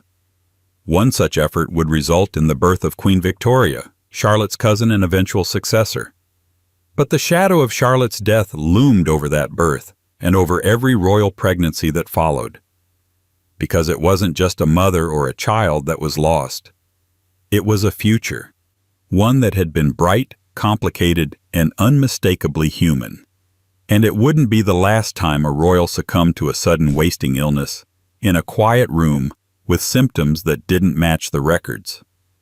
The next king in our story died on the edge of empire, plagued by stiffness, swelling, and the slow disappearance of strength, one joint at a time. 20. King Edward I. He was called Longshanks, Hammer of the Scots, and Edward the Lawgiver. But by the end of his life, King Edward I of England was no longer the towering figure of legend. Quite literally, he had begun to shrink. Not in height, he was still imposing in frame, but in vitality, in mass, in something deeper. As he approached his late 60s, Edward was a monarch unraveling slowly from the inside out. His decline was not sudden nor dramatic, but it was strange. And by the time he died at Berg-by-Sands in 1307, near the Scottish border he once dominated, the illness that claimed him had left no clear name, only symptoms, and an enduring medical riddle. Edward had spent his life on horseback, campaigning through Wales, France, and Scotland.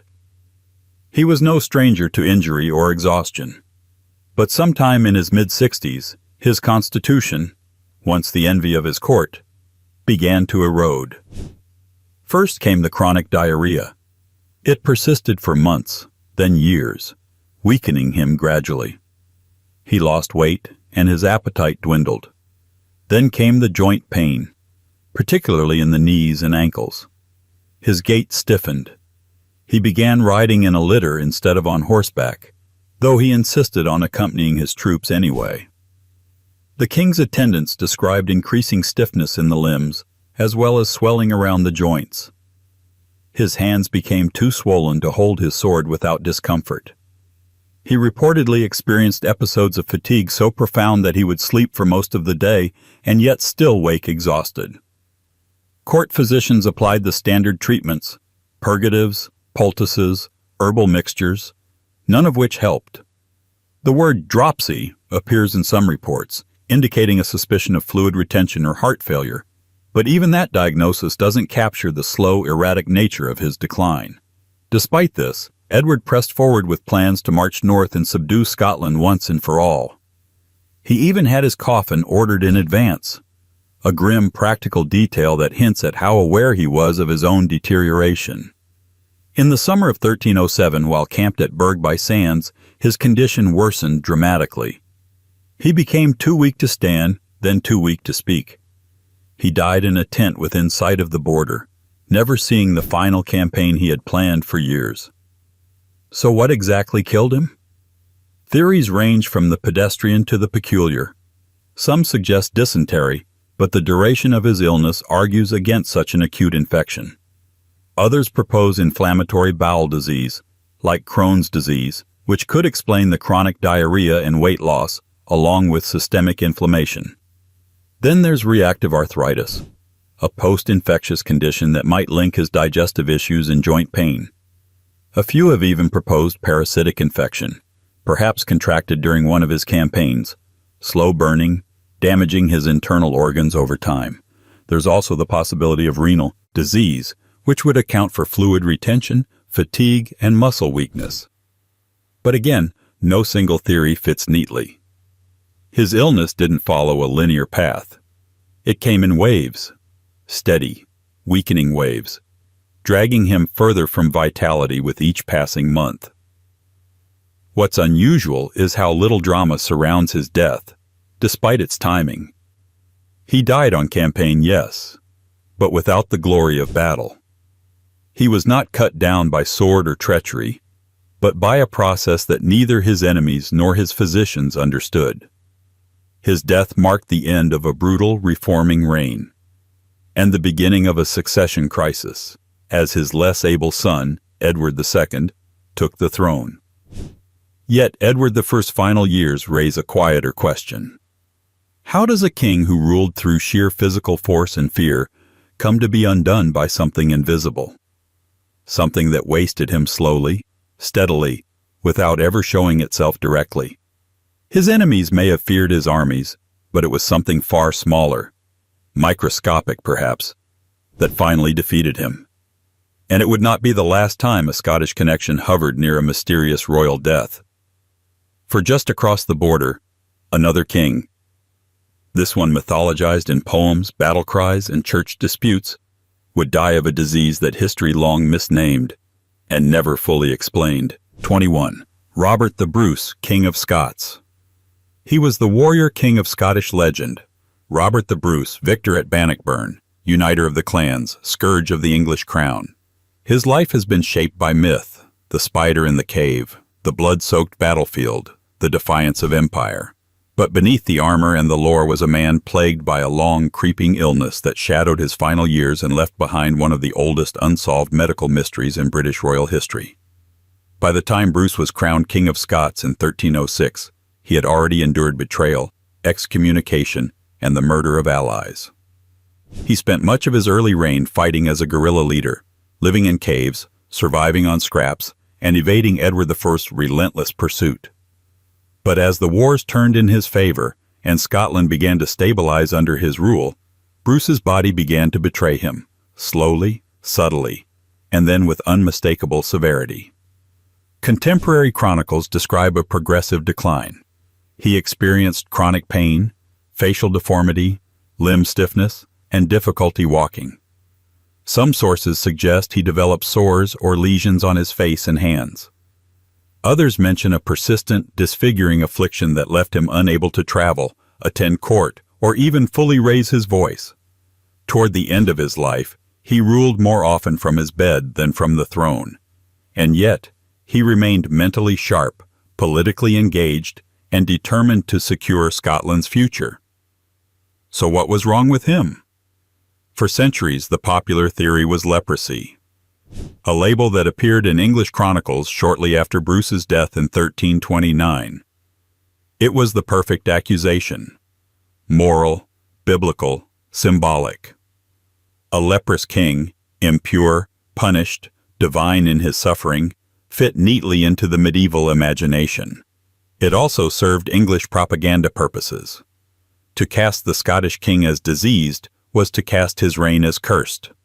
Convenient, perhaps, but as it turns out, likely false. In the 21st century, Robert the Bruce's remains, or at least what's believed to be them, were re-examined by forensic anthropologists. The results were surprising.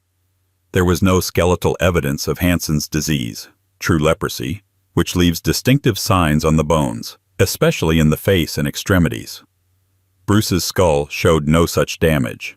The myth, long repeated, began to crumble. So if not leprosy, then what? Modern theories include tuberculosis of the bone, a condition that could explain joint pain, chronic inflammation, and difficulty moving. Others have proposed diabetes-related complications, such as neuropathy or infected ulcers, a slow systemic breakdown of the body that would have been incurable at the time. Some point to psoriatic arthritis, which can cause severe joint pain, skin lesions, and disfigurement, while leaving little trace on the skeleton. There's even the suggestion of motor neuron disease, based on his reported weakness, stiffness, and eventual immobility, and yet the answer still eludes us. Whatever the condition, it allowed Bruce to function for years, albeit in pain. He continued to rule effectively, negotiate treaties, and even led one last campaign in the years before his death, reportedly carried on a litter, too weak to ride but unwilling to surrender. He died in 1329, possibly in his mid-50s, at the height of his political legacy, but the depths of his physical decline. His final wish, that his heart be removed and carried to the Holy Land, was fulfilled by his loyal follower, Sir James Douglas. The heart never made it to Jerusalem, but it did make it into legend, buried at Melrose Abbey, while the rest of Bruce was laid to rest at Dunfermline. In the end, Robert the Bruce's greatest battle may not have been against the English crown, but against the nameless affliction that hollowed him out from within. His story reminds us that kings may be forged in war, but they often fall to something far more intimate, something immune to swords, treaties, and crowns. And the pattern continues. For even victory on the battlefield offers no immunity from the internal mysteries of royal blood. Just ask the next king, a conqueror of France who returned not with glory, but with a fever that ended everything before his empire could even begin. 22. King Henry V. Henry V was a king forged in fire and remembered in poetry, the hero of Agincourt, the soldier king who spoke French better than most French kings, and who ruled more through charisma than cruelty. His military genius was legendary, his speeches immortalized by Shakespeare, and his enemies, at least for a while, completely outmaneuvered. By the time he was in his mid-30s, Henry was not just the King of England. He was the heir to the French throne, the architect of what might have become a united Anglo-French empire. And then, almost overnight, he died. He wasn't killed in battle. He didn't die from a wound or a plot, or even the exhaustion of war.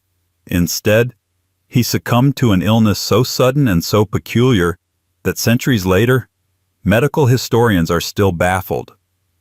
In 1422, after years of relentless campaigning across France, Henry fell ill near Vincennes, just outside of Paris. The initial reports were vague. Fever, chills, weakness. Not unusual for a man traveling with an army.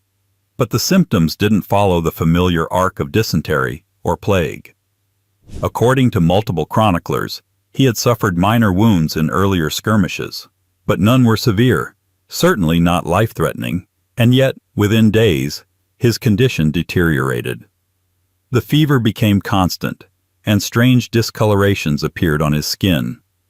He complained of intense pain in his abdomen and spine. His strength disappeared. At times, he drifted into semi-consciousness.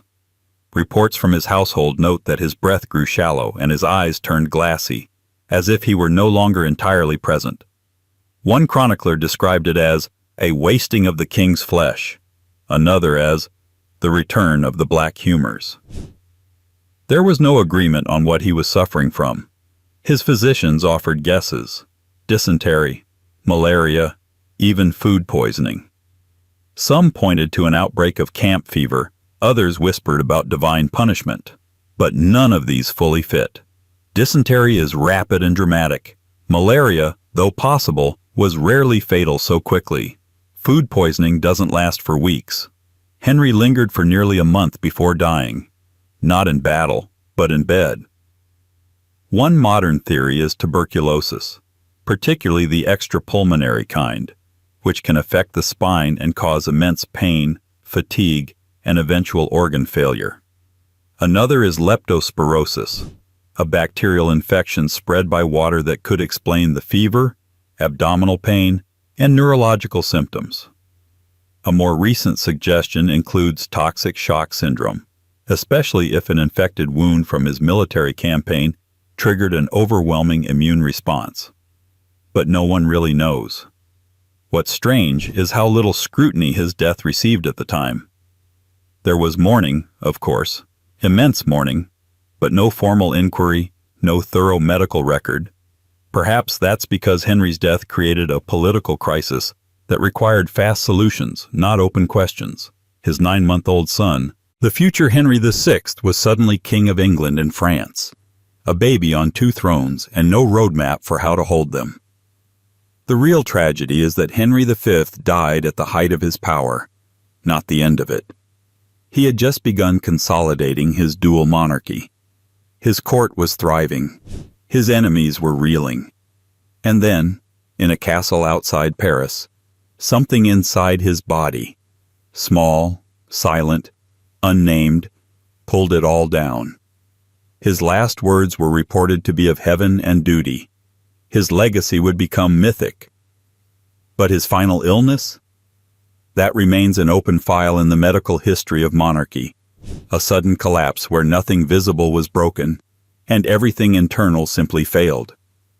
And while his death marked the end of one dynasty's grand ambitions, it would not be the last time a Scottish king would leave the world with more questions than answers.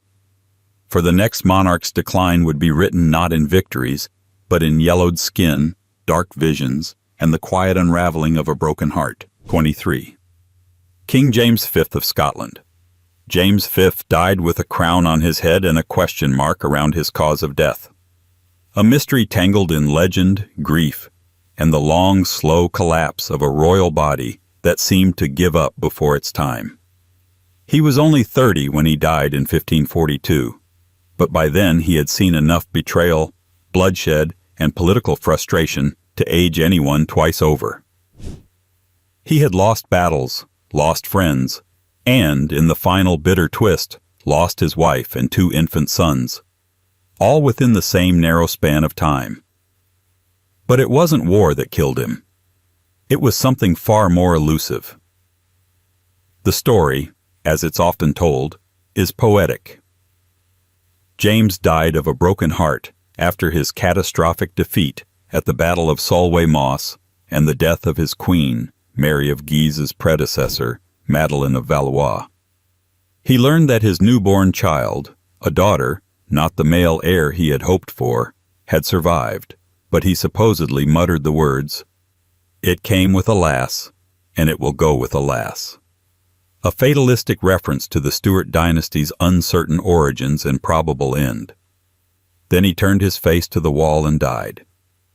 It makes for good theater.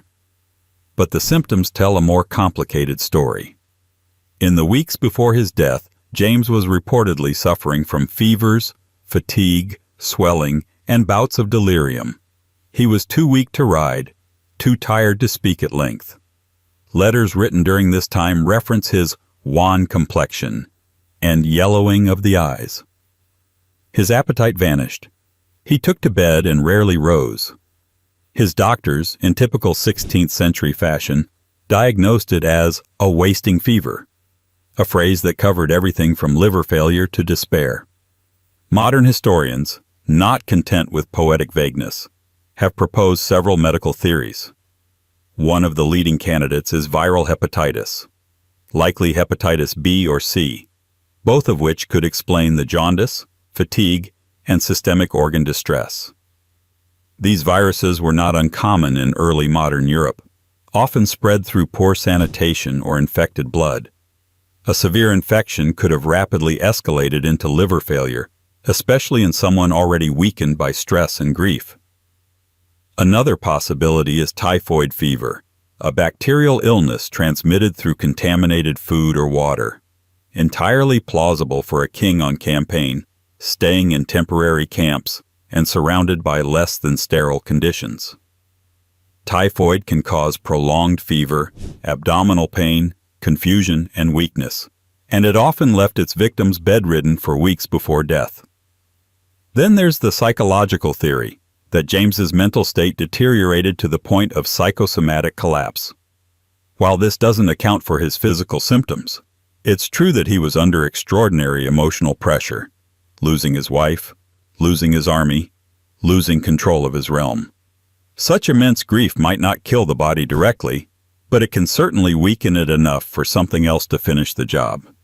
Still, the absence of a clear diagnosis is what makes his death so haunting. No single explanation fits every detail.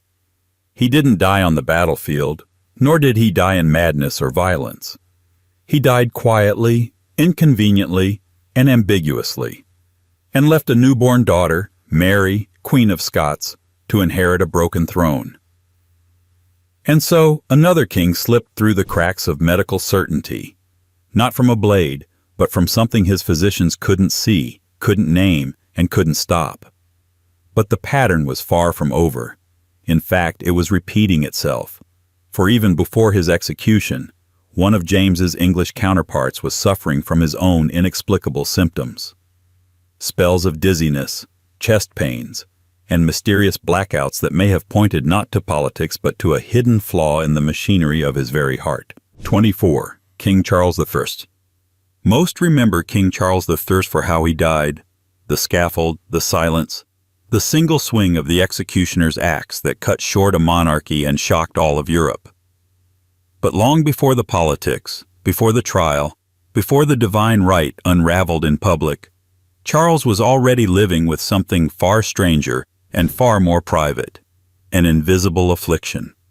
Something physical, subtle, possibly inherited, and even in its quietness, just as deadly. His reign was marked by conflict, religious division, parliamentary crisis, and civil war. Yet underneath the historical turmoil was a body that, according to overlooked records and contemporary letters, wasn't entirely sound. He may have looked composed, regal if somewhat stiff, but his courtiers whispered of dizzy spells, sudden blackouts, strange pains in the chest, and moments of inexplicable stillness when the king would suddenly falter in mid-step or mid-sentence. At the time, these episodes were dismissed as stress. Charles had plenty to be stressed about. He was trying to govern a country increasingly allergic to monarchy, trapped in a war between his faith and his subjects' fury. He was chronically overburdened and deeply isolated, especially during the lead-up to the English Civil War. So when he fainted in 1639, the court physicians called it exhaustion. When it happened again the following spring, they blamed the weight of sovereignty. And when he reportedly collapsed while reading a speech, pale and gasping, it was chalked up to nothing more than the burdens of kingship. But Charles knew something was wrong. Letters to his physicians, particularly his personal doctor, Sir Theodore Mayerne, reference a tightness of the chest and episodes where His Majesty's breath was caught without cause. There are even mentions of his pulse becoming faint and his limbs turning cold. He reportedly experienced frequent migraines and on one occasion, a nosebleed that lasted an entire afternoon. There was no real treatment plan, only the usual arsenal of early 17th century guesswork. Tonics, leeches, powdered herbs, controlled bleeding. One account notes that the king once refused to mount his horse due to what was euphemistically described as a trembling of the heart. Modern medical historians have begun to re-examine these clues. One leading theory is that Charles may have suffered from an undiagnosed congenital heart condition, such as aortic stenosis or hypertrophic cardiomyopathy. Both disorders can remain hidden for years, especially in individuals who aren't engaged in strenuous labor. They can cause irregular heartbeats, dizziness, fainting, and, critically, sudden cardiac arrest in the absence of trauma or illness. Another theory suggests a neurovascular condition, such as vasovagal syncope, which could cause fainting under emotional or physical stress, and may be hereditary. Some symptoms also resemble orthostatic hypotension, where blood pressure drops upon standing, a disorder often exacerbated by dehydration, anxiety, or internal inflammation. Any of these would explain his intermittent collapses, but the real problem is the lack of consistency.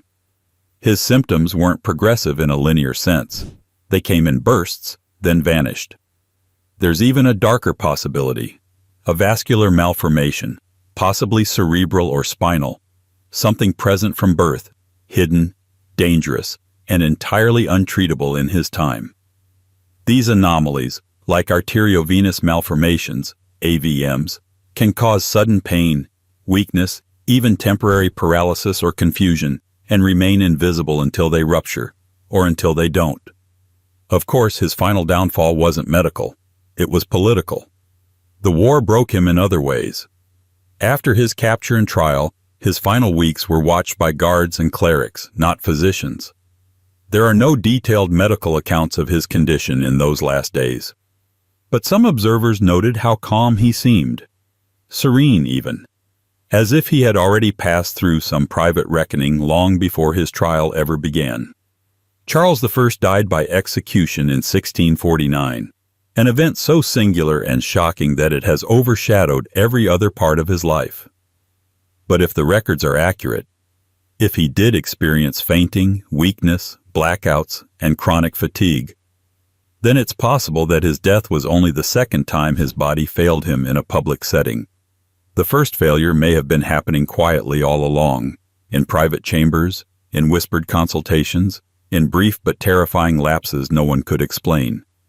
And the mystery doesn't end with him, because even as Charles's blood soaked the scaffold, his legacy, and possibly his genetic burden, passed on.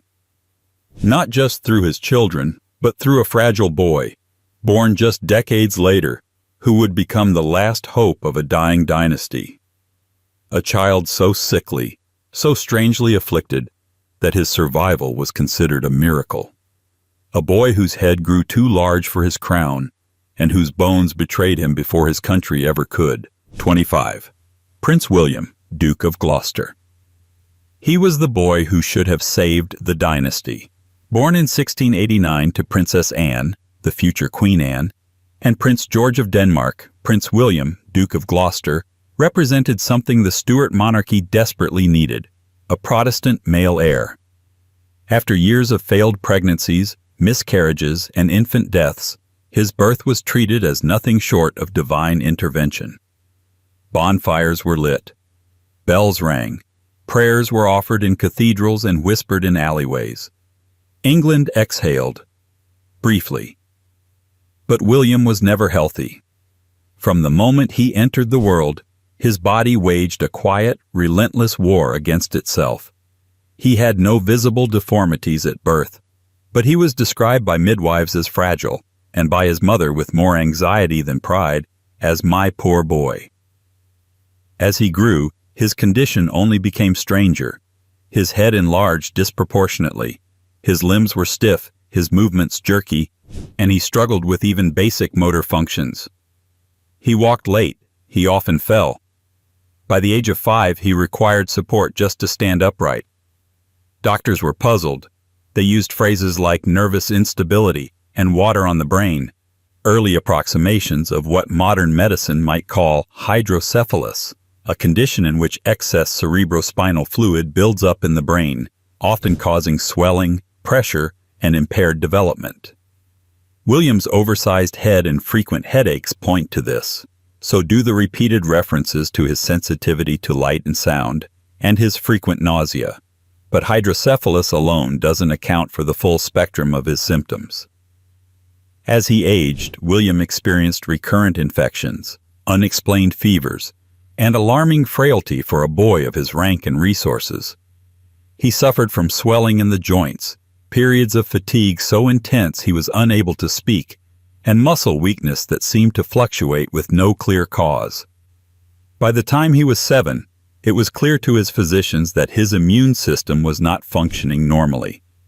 Some modern scholars suspect a primary immunodeficiency disorder, or possibly a rare genetic syndrome involving multiple systems: neurological, skeletal, and immunological. Despite these challenges, William was kept at the center of royal life. Tutors were hired. A palace was built for him, Campden House, complete with accessible features designed to accommodate his physical limitations. He was educated in politics, theology, and military theory, as if the crown might one day be his. But behind the scenes, his caretakers understood that the odds were not in his favor. His mother was painfully aware. She had lost 17 other children. William was the only one who lived long enough to learn Latin. And then, in July 1700, just after his 11th birthday, William fell ill. The illness was sudden and severe. High fever, confusion, vomiting. The best physicians in the kingdom were summoned. They tried bleeding, purging, herbal compounds. The usual regimen, none of which helped. Within days, he was unresponsive. On July 30th, he died. The official cause was a malignant fever. Some historians suggest bacterial meningitis, a plausible diagnosis given the acute onset and neurological symptoms. Others propose an undiagnosed congenital condition that finally overwhelmed his system. There's even speculation about a mitochondrial disorder, a rare malfunction in the body's energy production that could explain both his developmental delays and sudden decline. Whatever the cause, William's death was not just a personal tragedy. It was a constitutional one. With his passing, the Protestant succession was once again in jeopardy. His death paved the way for the Act of Settlement in 1701, which excluded Catholics from the throne and invited the Hanoverians to step in. In other words, without William's mystery illness, there might never have been a King George I. He was a boy who never ruled, but whose body changed the monarchy more than most who wore the crown. His short life was marked by silence, the silence of confused doctors, cautious tutors, and a grieving mother who outlived all her children. And in that silence lies the final mystery. How a child born to secure the throne ended up becoming a ghost at its edge, remembered more for his absence than his potential. And so ends our royal ledger. 25 lives, 25 deaths, and more questions than answers. These weren't just kings and queens. They were human puzzles in crowns, undone not by armies, but by fevers, fractures, phantoms of the blood. And perhaps that's the cruelest irony of all. For all the power they held, the only thing they could never command was their own biology.